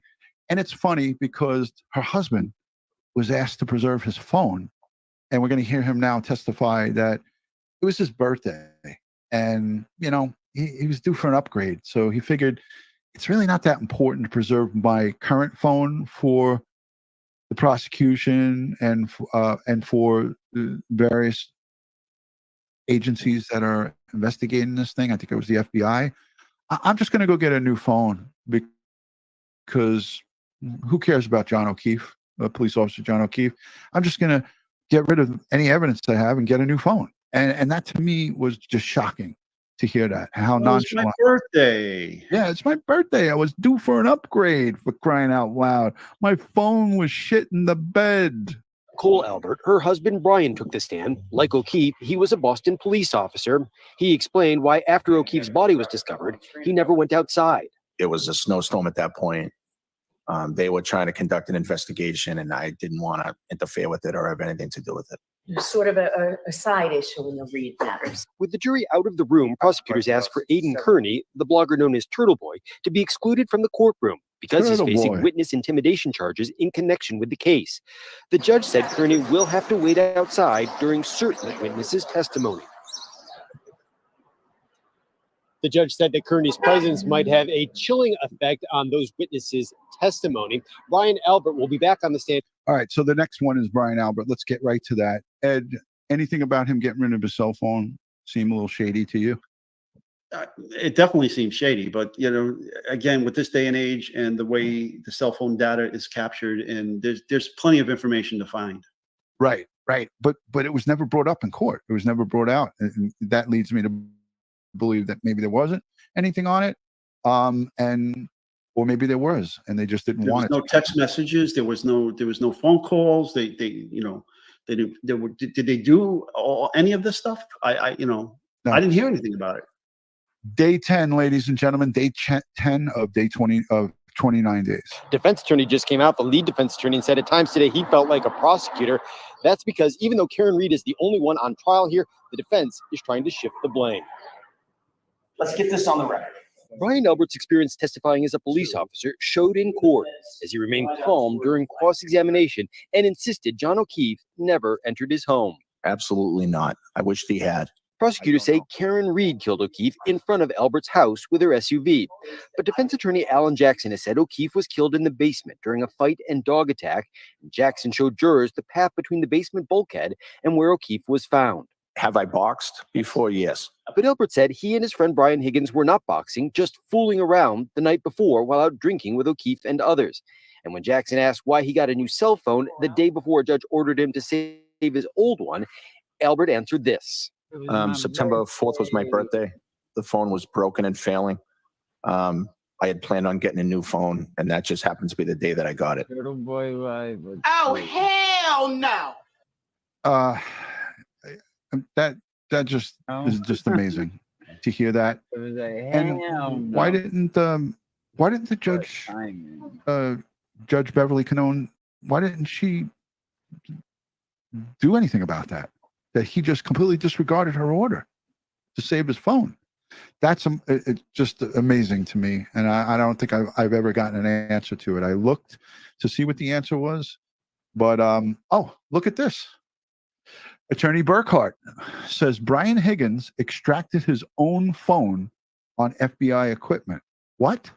Who does that, Ed? Exactly. Did absolutely. This whole trial, this whole group. I mean, listen, they were down here for Officer Sanchez's funeral, right? They were down here that weekend in 2022, and they all came down. And they I think they took a train or whatever, and then they drove back in a department vehicle with one of these guys. And it just amazes me the things that happen in this thing. I know I see some things in the chat, but hey, that has to be answered out. Cape Cod, How did that occur? Police cruiser. Okay, I don't care what side of the fence you're on in this case. I'm on the side of the victim. Okay, there's no justice here for that victim. But that particular, if that in fact is true, that has to be answered out. Yeah, 100%. I don't think we've heard the last of this because there's a lot of explaining to do here. Yeah. Albert answered this. September 4th was my birthday. The phone was broken and failing. I had planned on getting a new phone, and that just happens to be the day that I got it. After Albert left the stand, two of his children testified. Brian Albert Jr. remembered looking out the window that night and seeing a dark SUV like Reed's. The last time I looked out the window, it had moved further down, closer to, I'll say, the flagpoles. Who is Katie McLaughlin? Katie McLaughlin is one of the EMTs who arrived on scene and who previously testified she heard Reed say repeatedly, "I hit him." But the defense says Nobody McLaughlin put it in changed their her story report, which because is she and crazy. Caitlin Albert are friends. Nobody Caitlin says put that they're not in close. the report. I can't think of a time possibly ever where her and I ever hung out one-on-one or individually. And that was a blatant lie. And it was shown with pictures of them together in bikinis and a hot tub on the beach. So this gets we don't as know close each to other, but perjury you're as- in a as hot possible tub together. What do you mean it's close? She just perjured herself. Yeah. Okay. And if the defense has that evidence, or they should have They called had for it. a sidebar and went up there, and she should have been taken off the stand in cuffs. Yeah. These A two lot of people should bikini have been clad taken off the together stand in cuffs. out at different places with groups of people it wasn't just them side by side, but with groups of people. And it was all brought to Like light. It was all Glanville from brought Fulton County to would the have attention of the done judge. that. He's been locking every lawyers So, up, witnesses. things that make you go, Caitlin says they're not close. I can't think of a time possibly ever where her and I ever hung out one-on-one or individually. Now, the defense says it has been deluged, that's its word, with pictures showing Caitlin Albert and Katie McLaughlin together with other people. The judge says she's going to take a look at those pictures and decide which ones, if any, the jurors will see tomorrow. yeah. So she looked at it and nothing came of it. It's about a black object in the snow. It's only 1 minute and 56 seconds. One of the last people to leave the party and says she saw something as she was pulling away. Juliana Nagel was in the backseat of an SUV pulling away from 34 Fairview Road in the middle of the night when she says she glimpsed something through the window. Something out of the ordinary, like a black blob in the ground by the black blob. Nagel said the object Besides was about the 5 body. to 6 feet in size. Nagel's friend, Sarah Levinson, was also in the car and says Nagel at the time did mention seeing something, but didn't say what. I asked for clarification. Did you receive any further clarification? No. Under cross-examination, Nagel admitted she was drunk that night and didn't recognize the object they passed as a body. Did not tell Matthew McCabe, hey, stop the car, correct? I did not know. The next morning, John O'Keefe's body was found at that same spot. Prosecutors say Karen Reed backed into him with her SUV. Nagel also remembered seeing an SUV similar to Reed's pull up at that same location. I saw it pull up, stopped, pulled up again, stopped, pulled up again by the flagpole, stopped. That's all I saw. The defense has said O'Keefe was killed inside the house during a fight and dog attack. But so far, 6 witnesses who were there that night have all testified they never saw O'Keefe or Reed come inside. Are all of these people lying? Who are you talking about? Is You gotta be Sarah a little bit lying? more specific Is Sarah than that. lying? Is Sarah lying? There are parts of her testimony that are not credible. It's not a matter of all people doing anything. It's a matter of whether or not the evidence on its own can stand the test of scrutiny. No, yet. Very well said, defense team for Karen Reed. I want to move it along because I want to get to day 29. Here's just a little bit more of an emotional day of day 12. And this is just a minute. Harassment. Can I have a moment? It has been the most emotional day of testimony so far. News Center 5's David Bienick live at the courthouse in Dedham with this, David. That young woman you just heard from is a family member describing some of the harassment she says her family has received from Karen Reed's supporters. You're going to hear more from her coming up tonight at 6. But first, there was also out of it.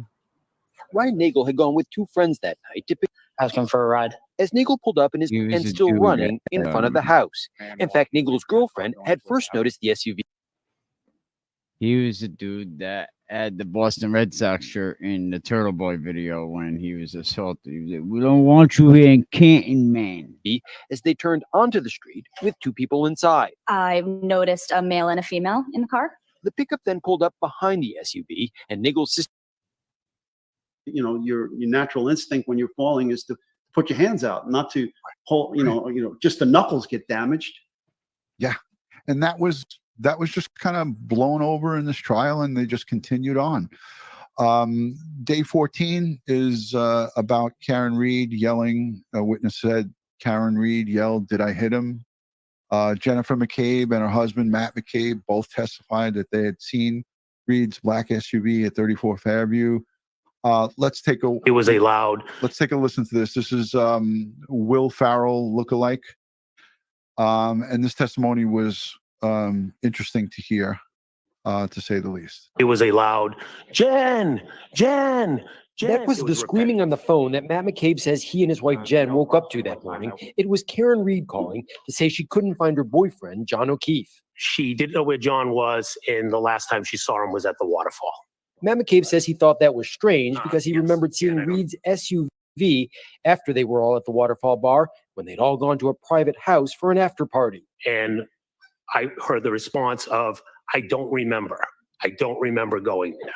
During cross-examination, the defense read text messages McCabe had exchanged with family members a few days after O'Keefe's body was found lying in the snow. That was you talking about how you should all get your stories straight, correct? No, John never went in the house. It's not a story, it's a fact.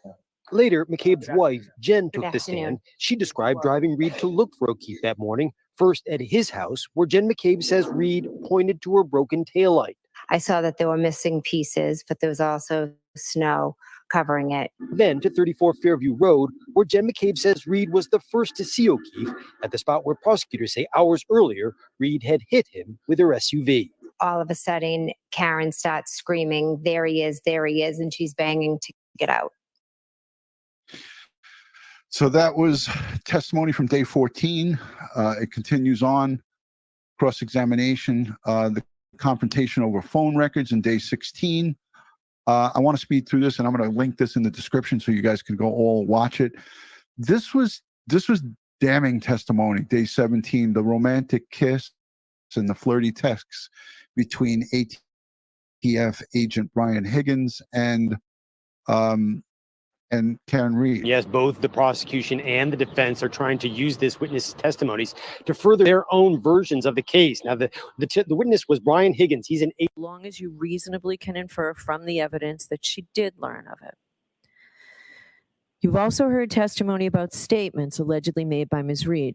Before you may consider any such statement, you are going to have to make a preliminary determination whether it can be considered as evidence or not, and for what purpose it may be used. You may not consider any such statement in your deliberations for the truth of any such statement unless, from all the evidence in the case, the Commonwealth has proven beyond a reasonable doubt that the defendant made the statement that she is alleged to have made, and that she made it voluntarily, freely, and rationally. In determining whether or not any statement made by the defendant was voluntary, you may consider all of the surrounding circumstances. Any evidence that you have heard about the defendant's physical and mental condition, her intelligence, age, education, and experience. Your decision does not turn on any one factor. You must consider the totality of the circumstances. Some testimony came from witnesses who saw or heard something. Some witnesses also told you about opinions or conclusions they reached based on some special training or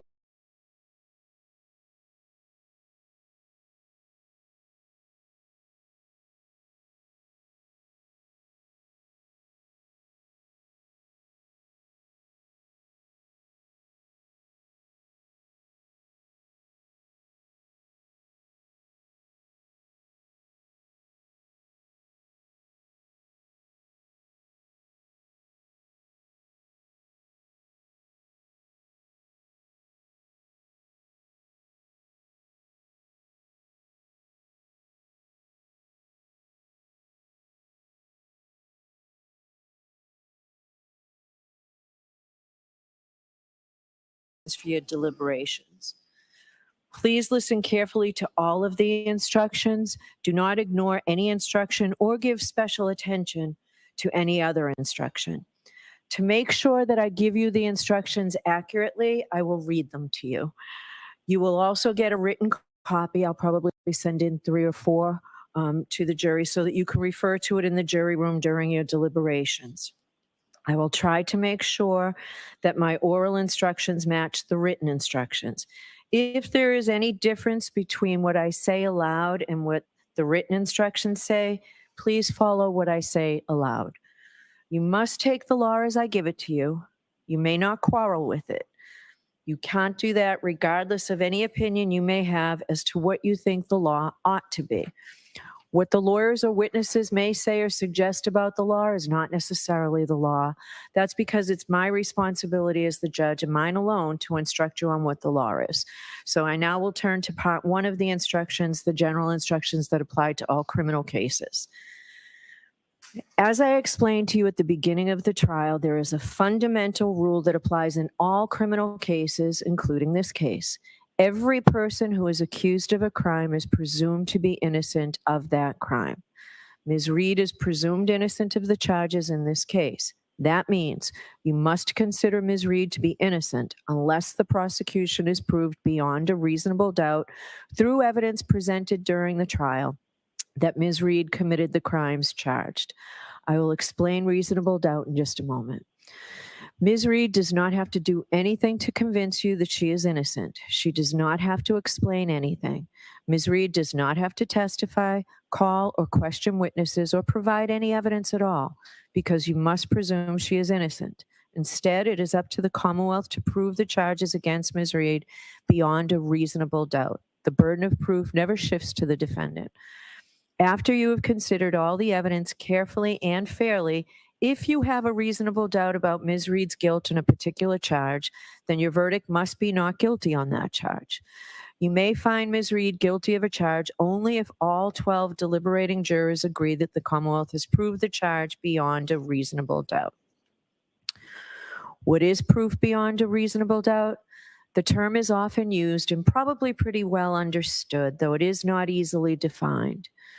Proof beyond a reasonable doubt does not mean proof beyond all possible doubt, for everything in the lives of human beings is open to some possible or imaginary doubt.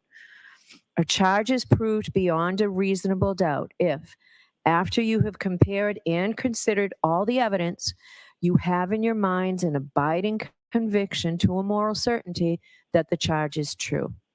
When we refer to moral certainty, we mean the highest degree of certainty possible in matters relating to human affairs, based solely on the evidence that has been put before you in this case. I have told you that every person is presumed to be innocent unless and until he or she is proved guilty, and that the burden of proof is on the Commonwealth. If you evaluate all the evidence and you still have a reasonable doubt remaining, the defendant is entitled to the benefit of that doubt and must be acquitted. It is not enough for the Commonwealth to establish a probability, even a strong probability, that the defendant is more likely to be guilty than not guilty. That is not enough. Instead, the evidence must convince you of the defendant's guilt to a reasonable and moral certainty, a certainty that convinces your understanding and satisfies your reason and judgment as jurors who are sworn to act conscientiously on the evidence. This is what we mean by proof beyond a reasonable doubt. Now, how do you decide whether the Commonwealth has proven each element of an indictment is true beyond a reasonable doubt? Let's talk first about the roles we all have. You folks are the most important people in the courtroom. It all begins and ends with your function. You will determine the facts in this case, and that is your job and your job alone. You are the sole and exclusive judges of the facts. If there are any conflicts in the testimony, it is your job to resolve those conflicts if you can do so. Once you determine the facts, it is your duty to apply those facts to the law as I explain it to you, and to determine whether the Commonwealth has proven its case beyond a reasonable doubt. You must determine the facts solely and entirely on the evidence as you have heard it and seen it in this courtroom and on nothing else. No prejudice, no bias, no fear, no favor. You must not be swayed by personal likes or dislikes. Your deliberations are no place for emotion or sympathy, passion or prejudice. The Commonwealth and Karen Reed have a right to have the case judged by fair and impartial jurors. All parties who come before the court stand as equals before you. Therefore, your verdicts must be based on the law as I've given it to you, and on the evidence and the facts that you find, and nothing else. You cannot allow yourselves to be influenced by any personal feelings you may have about the nature of the crimes with which Ms. Reed has been charged, or the consequences of your verdict. Just the cool, reflective, and impartial sifting of the evidence so that here in this courtroom, justice may be done. Now, your focus is on the evidence. I am the judge of the law. My job is to teach you the law that you must follow in this case. However, I have no opinion about how you decide this case. You should not consider anything I have said or done during the trial as reflecting any opinion by me about how you should decide this case. If you believe that I have an opinion about the facts of this case, you must disregard it. You must decide this case based solely on the evaluation of the evidence. Now, the arguments of the lawyers are not evidence. They are not witnesses. If a lawyer during argument made a mistake in summarizing the evidence or argued something not supported by the evidence, you must disregard it. It is the jury's collective memory of the evidence that controls the matter. Lawyers' objections are a proper part of the court's procedure and are not part of the evidence. So don't hold it against the lawyers or their client if they made objections, motions, or other requests. They're simply doing their job during a trial. There was testimony at trial that the lawyers interviewed witnesses when preparing for and during the course of the trial. You may not draw any unfavorable inferences solely from that fact. There is nothing improper about conducting such interviews. On the contrary, the lawyers are obliged to prepare their case as thoroughly as possible and may interview witnesses. Now, the verdict must be based only on the evidence and the jury's collective reasoning applied to the evidence in a fair and impartial manner. The extent to which you believe or disbelieve a witness or what an exhibit purports to show, the importance to give any testimony or other evidence is entirely up to your own good judgment. The evidence consists of the testimony of the witnesses and the exhibits in the case. There are some things you have heard about that have not been introduced into evidence, such as written statements by witnesses, police reports, autopsy, and accident reconstruction reports.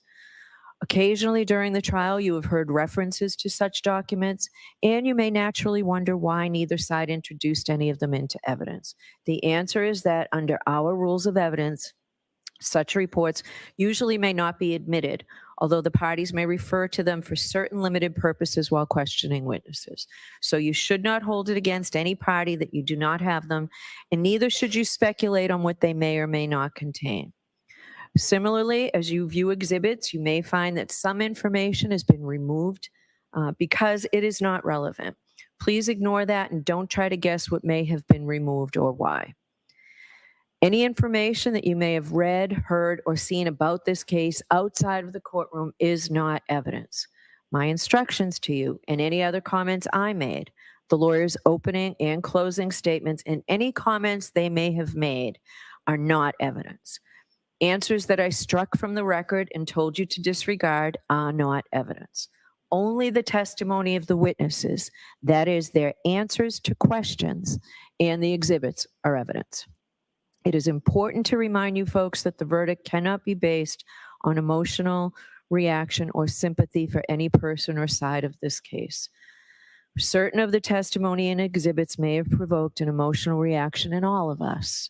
You may feel sympathy for the family of Mr. O'Keefe, and you may feel sympathy for the defendant as she sits here in this courtroom.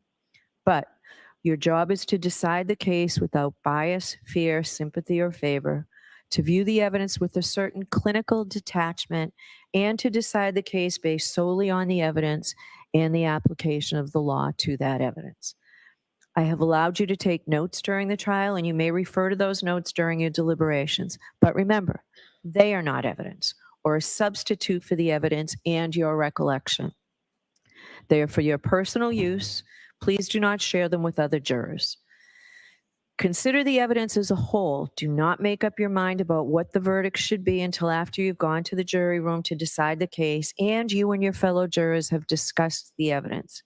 Please keep an open mind until then. You'll remember that we took a view in this case. The purpose of the view was to help you better understand the evidence that you heard during the trial and to help you appreciate the locations and their surroundings. Your responsibility in the view was to see the places, observe them carefully, and remember what you saw. The view is part of this case. You may use and consider the observations that you made while on the view in your deliberations in reaching a verdict. The same is true about the demonstration we saw from the witness stand. The demonstration was done simply to help you understand the evidence, and you may consider it in your deliberations. It is the jury's job to earnestly seek the truth of the matter. In doing that, the jury must decide questions of credibility and reliability. The jury must decide how truthful or reliable or convincing any part of the evidence is. In deciding questions of credibility and reliability, you may rely on your common sense and reasoning powers and your life experiences. Consider a witness's testimony in the context of all the other evidence, not in isolation. You may consider the demeanor, candor, and appearance of the witness in testifying. Who was the witness? What relationship do they have to the case or to the other witnesses or the parties? Did the witness have any bias, reason, or motive to give false or shaded testimony? If so, you may consider that bias or motive in your deliberations and ultimately as to whether or not it impacts the credibility of the witness and the assessment of the evidence presented. Is the witness someone likely to give an honest and impartial account? Consider not just whether the witness was honest, but also whether the witness's testimony was accurate and reliable or honestly mistaken. A prior statement by a witness, if inconsistent with his or her trial testimony in any way, may be considered on the witness's credibility and reliability, and only for that purpose. Now, you've heard some evidence suggesting that the Commonwealth did not conduct certain scientific tests or otherwise follow standard procedure during the police investigation. This is a factor you may consider in evaluating the evidence presented in this case. With respect to this factor, you should consider 3 questions. First, whether the omitted tests or other actions were standard procedure or steps that would otherwise normally be taken under the circumstances.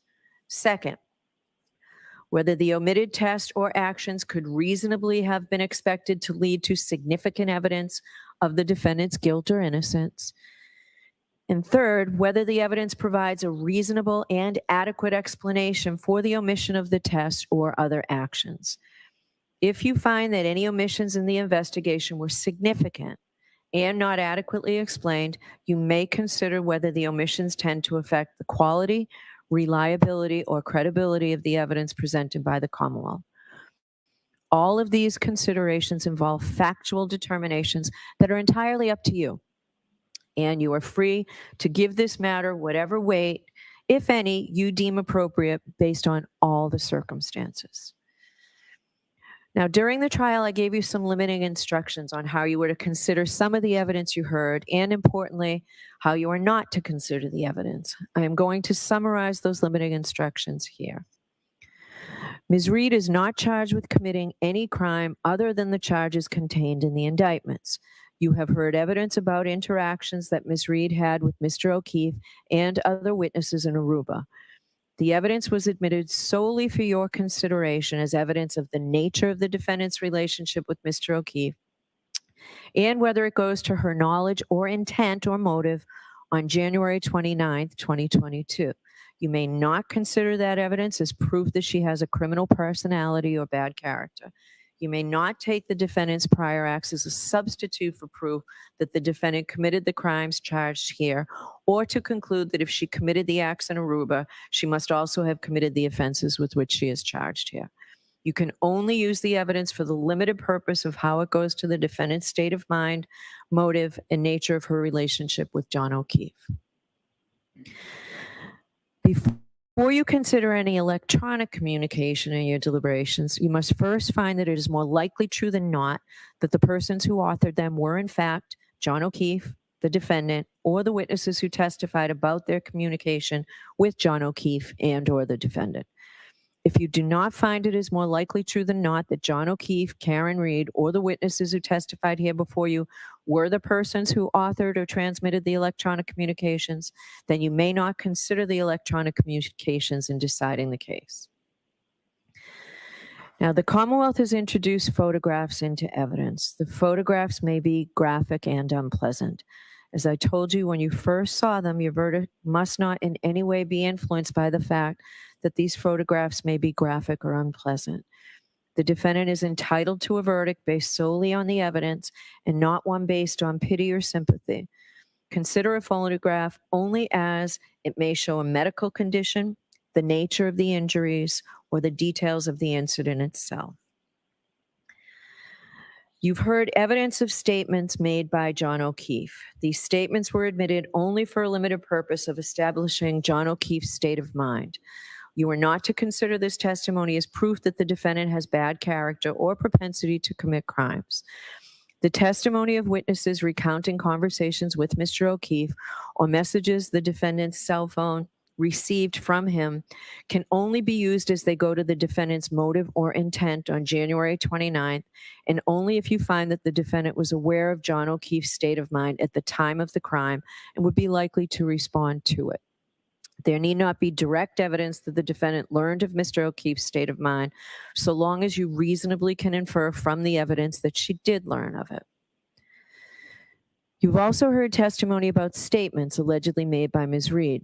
Before you may consider any such statement, you are going to have to make a preliminary determination whether it can be considered as evidence or not, and for what purpose it may be used. You may not consider any such statement in your deliberations for the truth of any such statement unless, from all the evidence in the case, the Commonwealth has proven beyond a reasonable doubt that the defendant made the statement that she is alleged to have made, and that she made it voluntarily, freely, and rationally. In determining whether or not any statement made by the defendant was voluntary, you may consider all of the surrounding circumstances. You may consider any evidence that you have heard about the defendant's physical and mental condition, her intelligence, age, education, and experience. Your decision does not turn on any one factor. You must consider the totality of the circumstances. Some testimony came from witnesses who saw or heard something. Some witnesses also told you about opinions or conclusions they reached based on some special training or experience. But special training or experience does not necessarily make the witness's testimony any more believable or important than any other evidence. So you should consider the same questions about witness testimony that I mentioned earlier, including any bias or motive these opinion witnesses may have had to testify in a certain way. You may also consider the witness's level of experience and training, and whether they base their opinions on the facts that you find to be true. There were hypothetical questions asked of some of these witnesses. You may give whatever weight you deem appropriate to the opinion based on the hypothetical, but only if, after careful consideration, you find that all the assumed facts are true. Remember that witnesses, even those with special training or experience, do not decide cases. Juries do. It is up to you whether to accept or reject, in whole or in part, any opinion or conclusion that a witness offered during the trial. Now, you have the same powers with respect to the exhibits that you have and the testimony of the witnesses. Look them over and decide the weight, that is the value they deserve to receive in helping you resolve the case as you make your ultimate judgment about whether the Commonwealth has proved its case beyond a reasonable doubt. You do not have to believe something simply because it is written on a piece of paper or appears in a photograph. You are not, of course, required to disbelieve it because it appears there. You decide whether to believe what the exhibit purports to show and how much weight, if any, you give each exhibit. Now, you've heard me talk about the sources of evidence in this case. Those are the tools that we have to decide the case. Now, with the evidence in mind, what can you do with it? As jurors, you may bring to bear all your knowledge and experience. You don't check your common sense at the door to the jury room. Just the reverse. I instruct you to use your common sense. Give the evidence a reasonable and fair construction in the light of your common knowledge and experience. In determining the facts in this case, you may draw reasonable inferences from the evidence that you believe, because you are entitled to rely upon both direct and indirect or circumstantial evidence. Direct evidence is evidence of what a witness claims to have seen or heard or touched or somehow perceived with their own senses. Circumstantial evidence exists where a witness does not testify directly to the fact that is sought to be proven, but you are provided with evidence of other facts and then asked to draw reasonable inferences from them about the fact that is sought to be proved. Such inferences may be considered with all of the other evidence in reaching your verdict. Circumstantial evidence is competent to establish guilt beyond a reasonable doubt. Now, what do I mean by an inference? An inference is a logical deduction or conclusion that you may, but are not required to draw from evidence that you have accepted as believable. Inferences are little steps in reasoning, steps in which you take some known information, apply your experience in life to it, and then draw a conclusion. Sometimes you can draw more than one inference.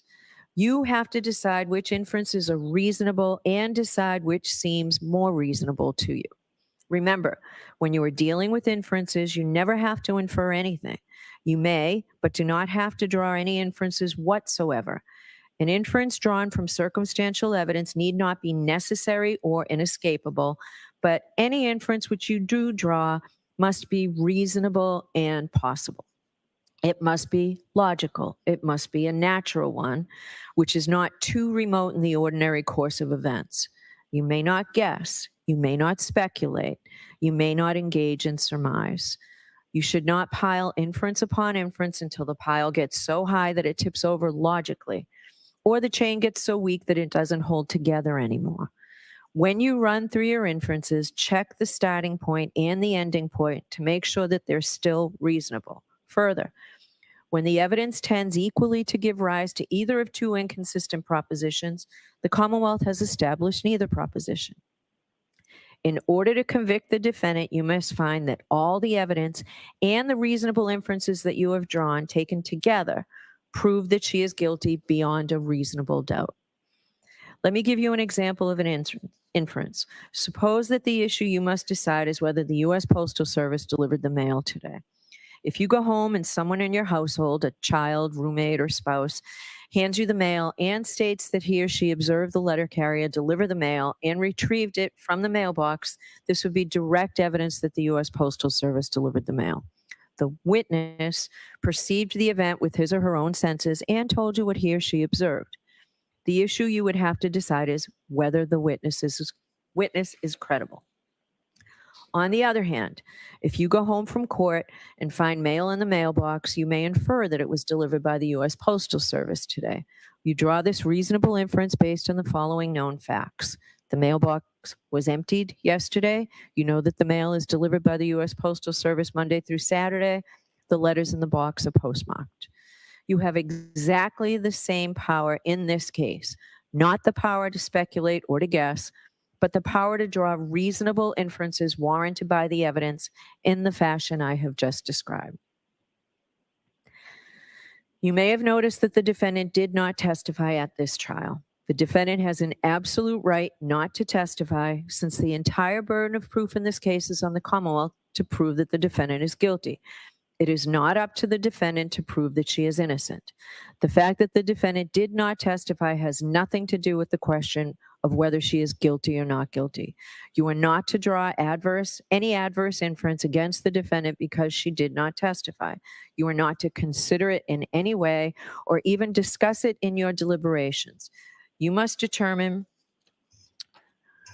whether the Commonwealth has proved its case against the defendant based solely on the testimony of the witnesses and the exhibits. All right, that completes my first part of the instructions. Now I'm going to turn to the elements of the charges against Ms. Reed. The Commonwealth has alleged that on January 29, 2022, Ms. Reed did assault and beat John O'Keefe with the intent to murder him, and by such assault and battery did kill and murder John O'Keefe. Ms. Reed is charged with second-degree murder. In order to prove murder in the second degree, the Commonwealth must prove the following elements. First, the defendant caused the death of John O'Keefe. 2, the defendant intended to kill John O'Keefe or intended to cause grievous bodily harm to John O'Keefe, or intended to do an act which, in the circumstances known to the defendant, a reasonable person would have known created a plain and strong likelihood that death would result. I will now discuss each of these requirements in more detail. The first element is that the defendant caused the death of John O'Keefe. A defendant's act is the cause of death where the act is a natural and continuous sequence, results in death, and without which death would not have occurred. The second element is that the defendant intended to kill John O'Keefe or intended to cause grievous bodily harm to John O'Keefe, or intended to do an act which, in the circumstances known to the defendant, a reasonable person would have known created a plain and strong likelihood that death would result. As you can see, the second element has three subparts, which I will call prongs, and the Commonwealth satisfies its burden of proof if it proves any one of the three prongs beyond a reasonable doubt.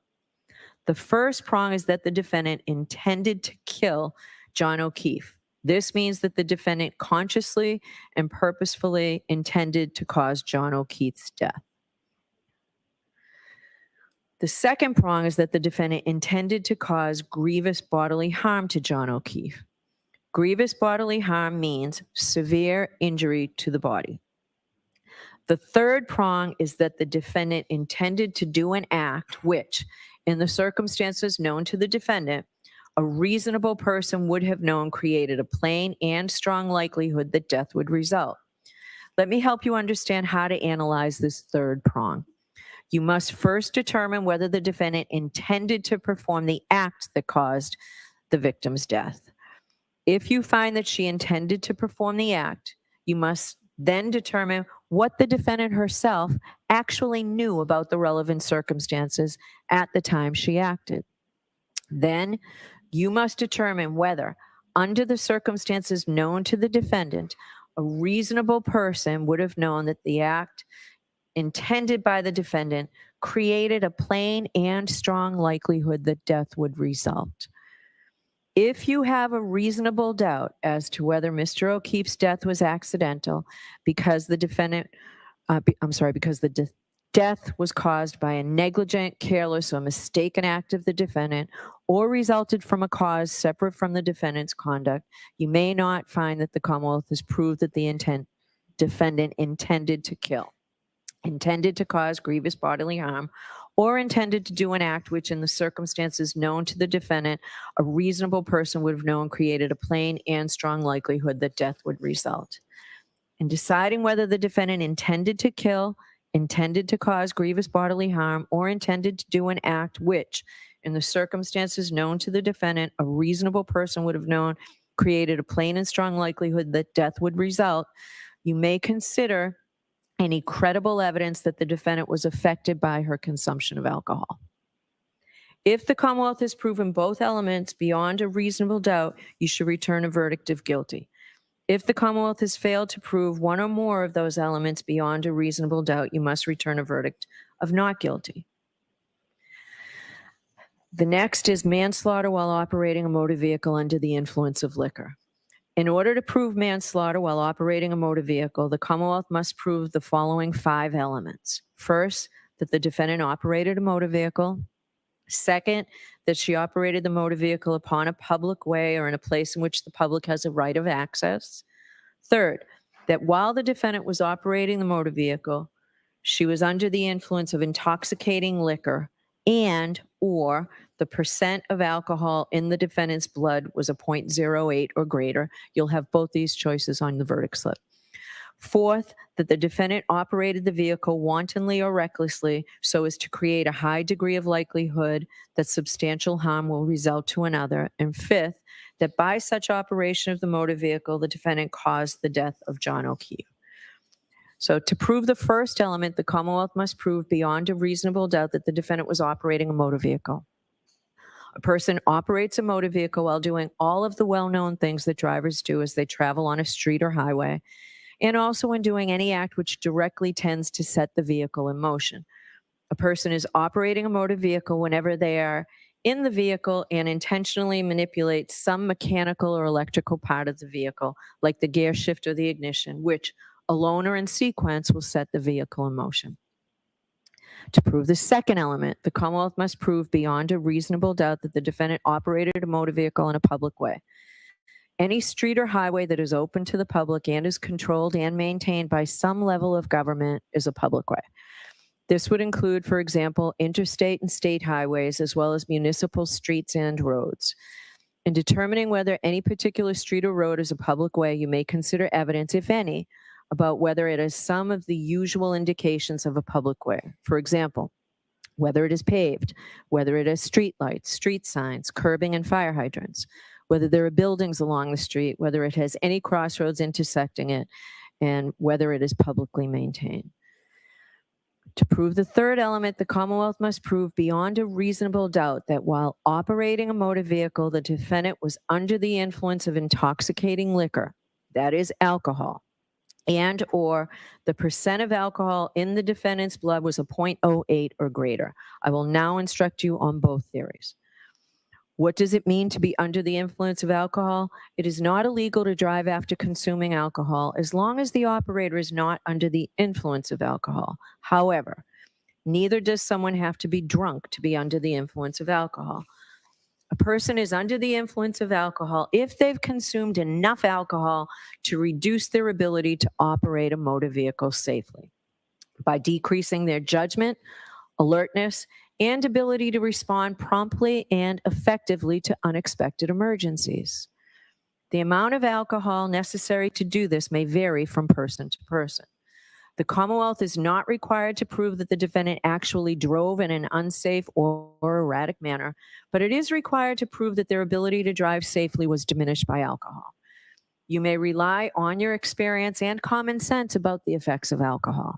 You should consider any believable evidence about the defendant's alleged consumption of alcohol, as well as the defendant's appearance, condition, and behavior.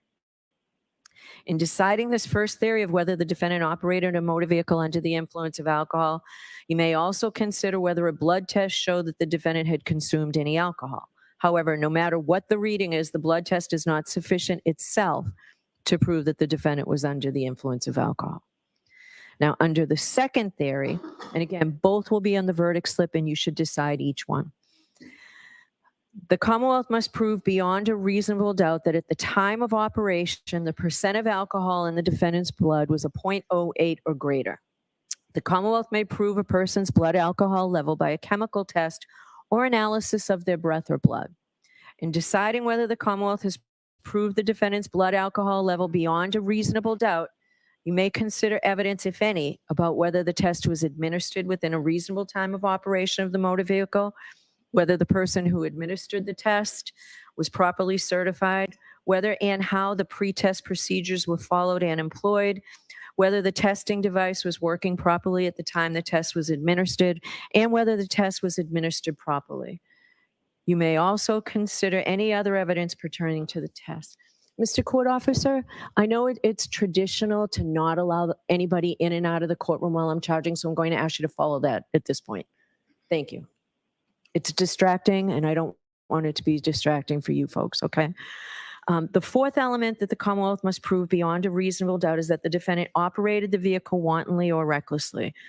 A person drives recklessly when they ignore the fact that their manner of driving is very likely to result in death or serious injury to someone, or they are indifferent to whether someone is killed or seriously injured. It is not enough for the Commonwealth to prove that the defendant acted negligently. That is, acted in a way that a reasonably careful person would not. It must be shown that the defendant's actions went beyond mere negligence and amounted to recklessness. The defendant was reckless if she knew or should have known that such actions would pose a grave danger or death or serious injury to others, but chose, nevertheless, to run the risk and go ahead. Whenever I refer to the defendant's state of mind or her intent, you may consider any credible evidence that the defendant was affected by her consumption of alcohol. A defendant may have the requisite state of mind or intent even if she consumed alcohol, but you may consider such evidence in determining whether the Commonwealth has proved the element. Here, the defendant must have intended her acts in the sense that they were not accidental, but it is not necessary that the defendant intended or foresaw the consequences of those acts, as long as a reasonable person would know that they were so dangerous that death or serious injury would probably result.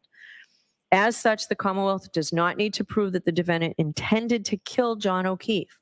Rather, this is in the category of cases where public safety requires each driver, once they know what the situation is, to determine and to adhere to an objective standard of behavior. In determining whether the defendant drove recklessly, you should take into account all the facts of the situation: the defendant's rate of speed and manner of operation, the defendant's physical condition and how well the defendant could see and could control the vehicle, the condition of the defendant's vehicle, what kind of road it was and who else was on the road, what was the time of day, the weather and the condition on the road were, and what any other vehicles or pedestrians were doing, and any other factors, including the defendant's consumption of alcohol, that you think are relevant. The fifth element that the Commonwealth must prove beyond a reasonable doubt is that the defendant, by her actions, caused the death of John O'Keefe. The defendant caused the death if her actions directly and substantially set in motion the entire chain of events that produced the death. A defendant's act is the cause of death where the act, in a natural and continuous sequence, results in death, and without which death would not have occurred. If the Commonwealth has proven all five elements beyond a reasonable doubt, you shall return a verdict of guilty. If the Commonwealth has failed to prove one or more of these elements beyond a reasonable doubt, you must return a verdict of not guilty. Now, the lesser offense of manslaughter while operating a motor vehicle under the influence of liquor includes the lesser offense of involuntary manslaughter. As a matter of law, the indictment that is before you, which charges the defendant with manslaughter while operating a motor vehicle under the influence of liquor, also charges her with the lesser included offense. The Commonwealth may prove the lesser included charge of involuntary manslaughter, even if it fails to prove the greater charge of manslaughter while operating a motor vehicle under the influence of liquor. So I will define involuntary manslaughter.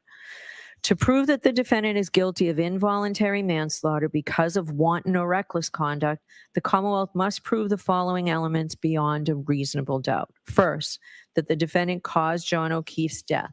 Second, that the defendant intended the conduct that caused John O'Keefe's death. Third, that the defendant's conduct was wanton or reckless. I will now discuss each element in more detail. The first element is that the defendant caused the death of John O'Keefe. Remember, Ms. Reed caused John O'Keefe's death if her actions directly and substantially set in motion the entire chain of events that produced the death. A defendant's act is the cause of death where the act, in a natural and continuous sequence, results in death and without which death would not have occurred. The second element is that the defendant intended the conduct that caused the death. The Commonwealth is not required to prove the defendant intended to cause the death. You may consider any credible evidence that the defendant was affected by her consumption of alcohol. The third element is that the defendant's conduct was wanton or reckless. Wanton or reckless conduct is conduct that creates a high degree of likelihood that substantial harm will result to another. It is conduct involving a grave risk of harm to another person that a person undertakes with indifference or with disregard of the consequences of such conduct. Whether conduct is wanton or reckless depends either on what the defendant knew or how a reasonable person would have acted knowing what the defendant knew. If the defendant realized the grave risk created by her conduct, her subsequent act amounts to wanton or reckless conduct, whether or not a reasonable person would have realized the risk of grave danger. Even if the defendant herself did not realize the grave risk of harm to another, the act would constitute wanton or reckless conduct if a reasonable person, knowing what the defendant knew, would have realized the act posed a risk of grave danger to another. It is not enough for the Commonwealth to prove the defendant acted negligently, that is, in a manner that a reasonably careful person would not have acted. The Commonwealth must prove that the defendant's actions went beyond negligence and amounted to wanton or reckless conduct, as I have defined them. In deciding whether the defendant knew or should have known her conduct created a high degree of likelihood that substantial harm would result to another, you may consider credible evidence that the defendant was affected by her consumption of alcohol. A defendant may have the requisite knowledge even if she consumed alcohol, but you may consider such evidence in determining whether the Commonwealth has proved this element. Now, the offense of manslaughter while operating a motor vehicle under the influence of liquor also includes the lesser offense of motor vehicle homicide, felony OUI liquor, and negligence. As a matter of law, the indictment that is before you, which charges the defendant with manslaughter while operating a motor vehicle under the influence of liquor, also charges her with the lesser included offense. The Commonwealth may prove the lesser included charge of motor vehicle homicide, even if it fails to prove the greater charge of manslaughter while operating a motor vehicle under the influence of liquor.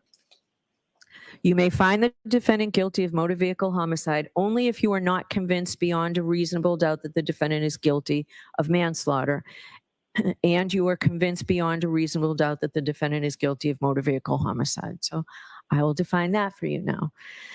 In order to prove the defendant guilty of motor vehicle homicide, the Commonwealth must prove the following 5 elements beyond a reasonable doubt. First, that the defendant operated a motor vehicle. Second, that she operated the motor vehicle upon a public way or in a place in which the public has a right of access. Third, that while the defendant was operating the motor vehicle, she was under the influence of intoxicating liquor and or the percent of alcohol in the defendant's blood was 0.08 or greater. Fourth, that while operating a motor vehicle, the defendant did so in a negligent manner so that the lives or safety of the public might be endangered. Fifth, that by such operation of the motor vehicle, the defendant caused the death of John O'Keefe. Elements 1, 2, 3, and 5 are the same as manslaughter while under the influence of alcohol, as I've previously instructed you just moments ago.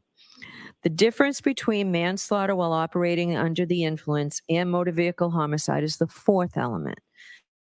To prove the 4th element of motor vehicle homicide, the Commonwealth must prove beyond a reasonable doubt that the defendant drove negligently in a manner that might have endangered the lives or safety of other people. A person acts negligently when she fails to use due care. That is, when they act in a way that a reasonable person would not act. This can happen either by doing something that a reasonable person would not do under the circumstances, or by failing to do something that a reasonable person would do. The defendant acted negligently if she drove in a way that a reasonable person would not have, and by doing so created an unnecessary danger to other people, a danger that could have avoided, that she could have avoided by driving more carefully. The defendant's intent does not matter, so do not consider it in determining whether or not the defendant was negligent. There is no requirement that the Commonwealth show that the defendant intended to act negligently or unlawfully. Under our laws, public safety requires each driver to determine and to adhere to an objective standard of reasonable behavior. Therefore, what the defendant may or may not have intended to result from her actions is irrelevant. The issue is whether or not she drove as a reasonable person would have under the circumstances. In determining whether the defendant drove negligently in a manner that might have endangered the lives or safety of other people, you should take into account evidence, if any, about the defendant's rate of speed and manner of operation, the defendant's physical condition, and how well she could see and control her vehicle, the condition of the defendant's vehicle, the kind of road it was, and who else was on the road, the time of day, the weather, and the road conditions, what any other vehicles or pedestrians were doing, and any other factors, including the defendant's consumption of alcohol, that you think are relevant. The next indictment is leaving the scene of an accident resulting in death. In order to prove the defendant guilty of leaving the scene of an accident resulting in death, the Commonwealth must prove 6 things beyond a reasonable doubt. First, that the defendant operated a motor vehicle. Second, that she operated on a public way or in a place in which the public has a right of access. Third, that the defendant knowingly collided with John O'Keefe. Fourth, that the collision caused injury to John O'Keefe, resulting in his death. And fifth, that after causing such injury, the defendant failed to stop and provide name, home address, and registration number of the motor vehicle. And sixth, that the defendant failed to do so for the purpose of avoiding prosecution or apprehension. Jurors, I've already instructed you on the first and second elements. The other 4 elements should be given their plain meaning, and the parties agree that I do not need to define them any further. Save a little time for you. As a general rule, you are permitted but not required to infer that a person who intentionally uses a dangerous weapon on another person intends to kill that person or cause him grievous bodily harm, or intends to do an act which, in the circumstances known to him, a reasonable person would know creates a plain and strong likelihood that death would result. An item that is normally used for innocent purposes can become a dangerous weapon if it is used in a dangerous or potentially dangerous fashion. The law considers an item, in this case a motor vehicle, to be used in a dangerous fashion if it is used in a way that it reasonably appears to be capable of causing serious injury or death to another person. In deciding whether an item was used as a dangerous weapon, you may consider the circumstances surrounding the alleged crime, the nature, size, and shape of the item, and the manner in which it was handled or controlled. Now that completes the second part of my instructions. I will now turn to the final instructions. In order for a jury to return a verdict, that is to reach a decision in a criminal case, the law provides that there may only be 12 persons on the deliberating jury, and you will note that there are still 14 of you.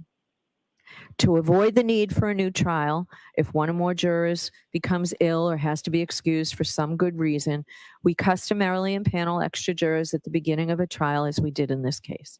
However, when you begin your deliberations, the law of Massachusetts is that there can only be 12 jurors. Therefore, at the conclusions of my instruction, the clerk will reduce your number to 12 on a random basis. The jurors not selected to serve in the jury will become the alternate jurors. If you are selected as an alternate juror, please do not feel that your efforts in this case have been wasted because, as I've indicated, it is important that we have extra jurors in the case of emergency. If we did not impanel extra jurors and a juror became ill or for some other reason had to be excused, we would have to try the case all over again with the new jury. In the event that a juror has to be excused once the jury starts deliberating, then an alternate juror will be chosen to take that juror's position, and the jury will be required to start their deliberations all over again from the very beginning. Therefore, it is important that the alternates not discuss the case with anyone, including each other, for if an alternate becomes a member of the jury for deliberations, the alternate's views should be his or her own and not influenced by anyone else. Now, different states and jurisdictions use different means to select a foreperson of the jury. In some jurisdictions, the jurors select their own foreperson. In Massachusetts, the judge is responsible for selecting a foreperson. A foreperson of a jury has been described as the first among equals. He or she is responsible for organizing the deliberations, communicating with the court if necessary during deliberations, and presenting the verdict following your deliberations. The foreperson has no greater say or vote in the jury's deliberations, however, in that sense is exactly equal with all the jurors. I am going to ask juror in seat number 1, juror number 400. Would you be our foreperson, please, sir? Thank you. When you return to the jury room to deliberate, the court officers will deliver to you all of the exhibits in this case, as well as the verdict slips that you will use in returning your verdict. Your foreperson will be given verdict slips setting forth the charges against the defendant. 12 jurors must agree before you have a decision as to any charge. That means that to find the defendant guilty, all 12 must agree. To find the defendant not guilty, all 12 must agree. You should continue deliberating until you have reached a final verdict on each charge. You should not begin deliberating until all 12 jurors are together in the jury room and should cease deliberating if any one juror is not present in the jury room. It is important that you not communicate with anyone outside the jury room about the deliberations or about anything concerning this case. Further, I instruct you that no juror is better qualified to determine the truth of the facts in dispute or to deliberate on a verdict solely because of education, background, or experience.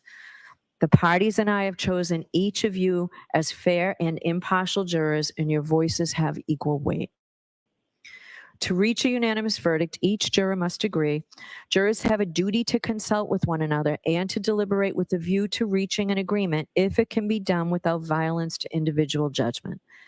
At the same time, each juror must decide the case for himself or herself, but only after impartial impartially considering the evidence with his or her fellow jurors.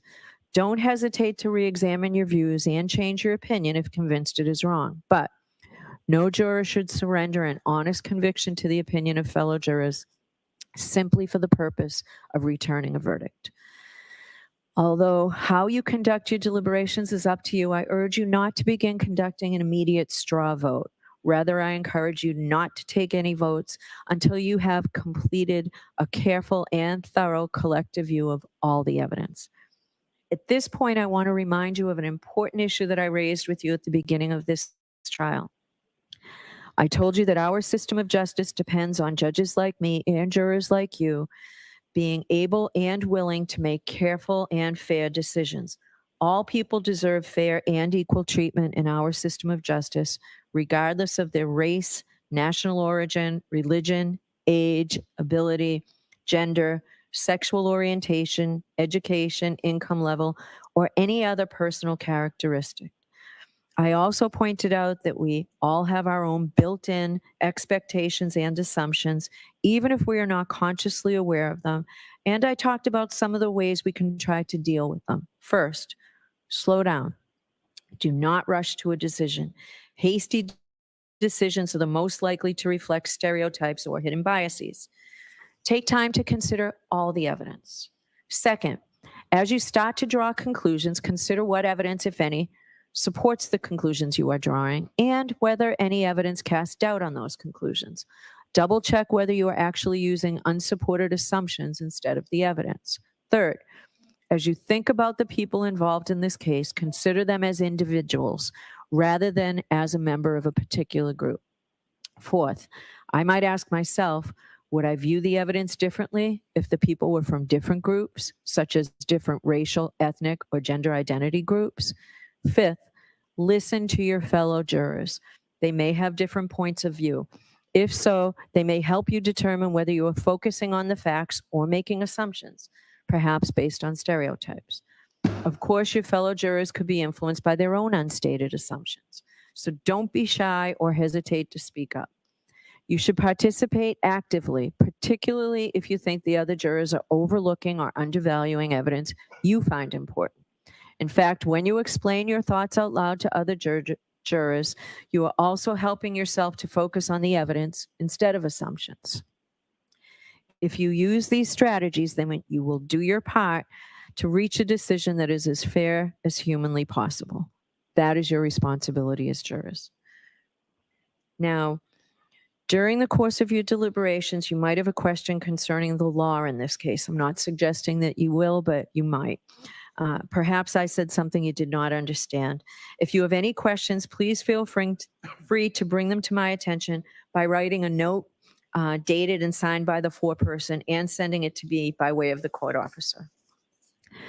Because your role as the jury is to determine the facts of the case, I cannot answer any questions you have concerning the facts of the case. I have no role in this case when it comes to deciding what the facts are. Neither is it possible to provide you with a transcript of the testimony, even though we've had a phenomenal court reporter throughout this whole trial. If you send a question to me, I will respond after consulting with the lawyers. Please do not ask a court officer or anyone else to answer any questions concerning anything material to the case. We will not answer a question or take a verdict between 1 and 2. You'll have lunch brought into you and decide whether you want to stop your deliberations during lunch or deliberate. At the end of the day, if you're still deliberating, I'll send in a note asking if you want to continue deliberating or break for the day and return tomorrow morning. Don't tell anyone, including me, how the jury stands numerically or otherwise on the questions before such time as you have reached a unanimous verdict.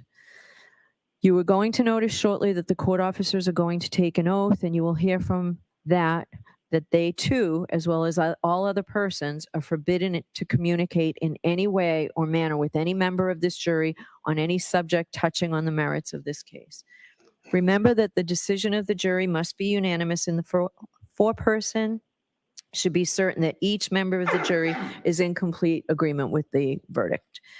After the final vote of the jury, the foreperson should check the appropriate boxes as to each charge, then sign and date the verdict slips and notify the court officer that you have reached a unanimous verdict. You will then be brought back into the courtroom where the foreperson will deliver the verdicts to the court. I'm going to seek counsel before we reduce your number to 12.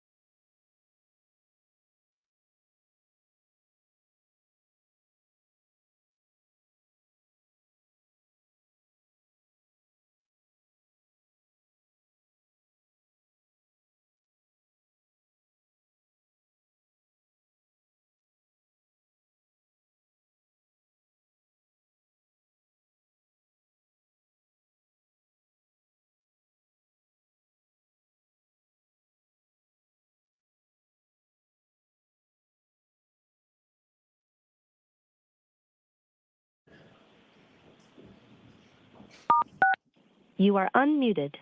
All right, so Mr. Clerk, will you choose the alternates, please?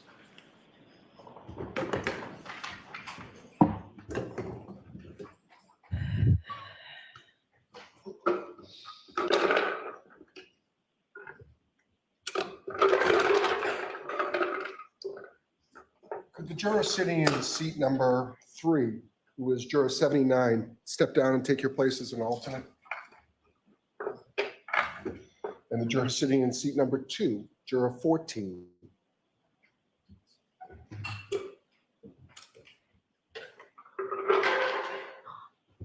All right, so ladies and gentlemen, we need to swear in the court officers. They're going to be in charge of you during your deliberations.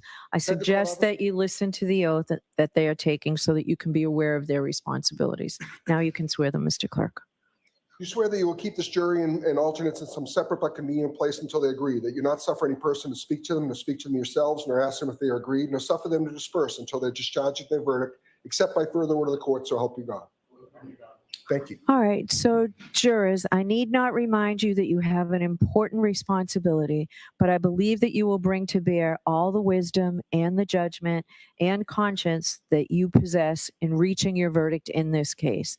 All that we can expect from you is that you decide the case with integrity and with principle. We all expect you to reach an impartial verdict dictated by your logic, without bias, without prejudice or sympathy, and not prompted by any facts except those that you have heard here in the court during trial. We are looking for impartial judgment dictated by your reasoning and the fullest discharge of your oaths as jurors. You may now retire and deliberate your verdict. Jurors, this time taking your notebooks. All rise, follow me.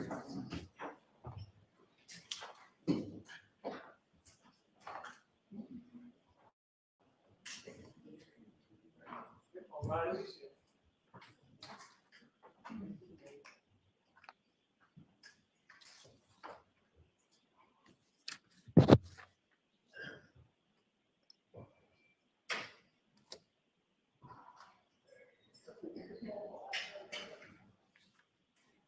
You may be seated.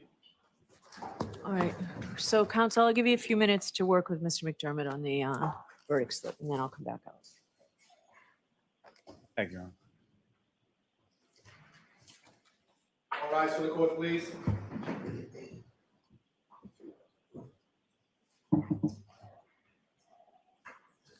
So involuntary is out?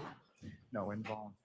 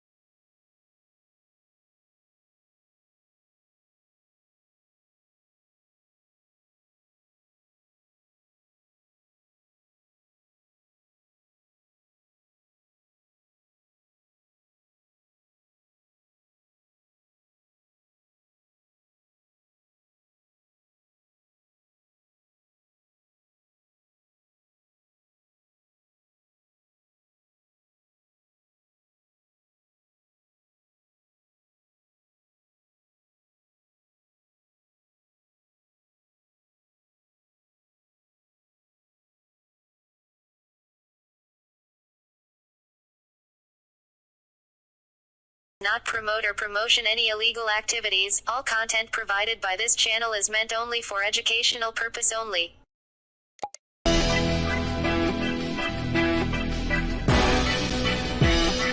Time I pull the plug, the game is over. The game is over. It's time I pull the plug, the game is over. The game is over. It's time I pull the. That's the bad guy. Bad guy. Bad guy. That's the bad guy. The bad guy. The bad guy. Commission. The bad guy. The bad guy. The bad guy. Load up that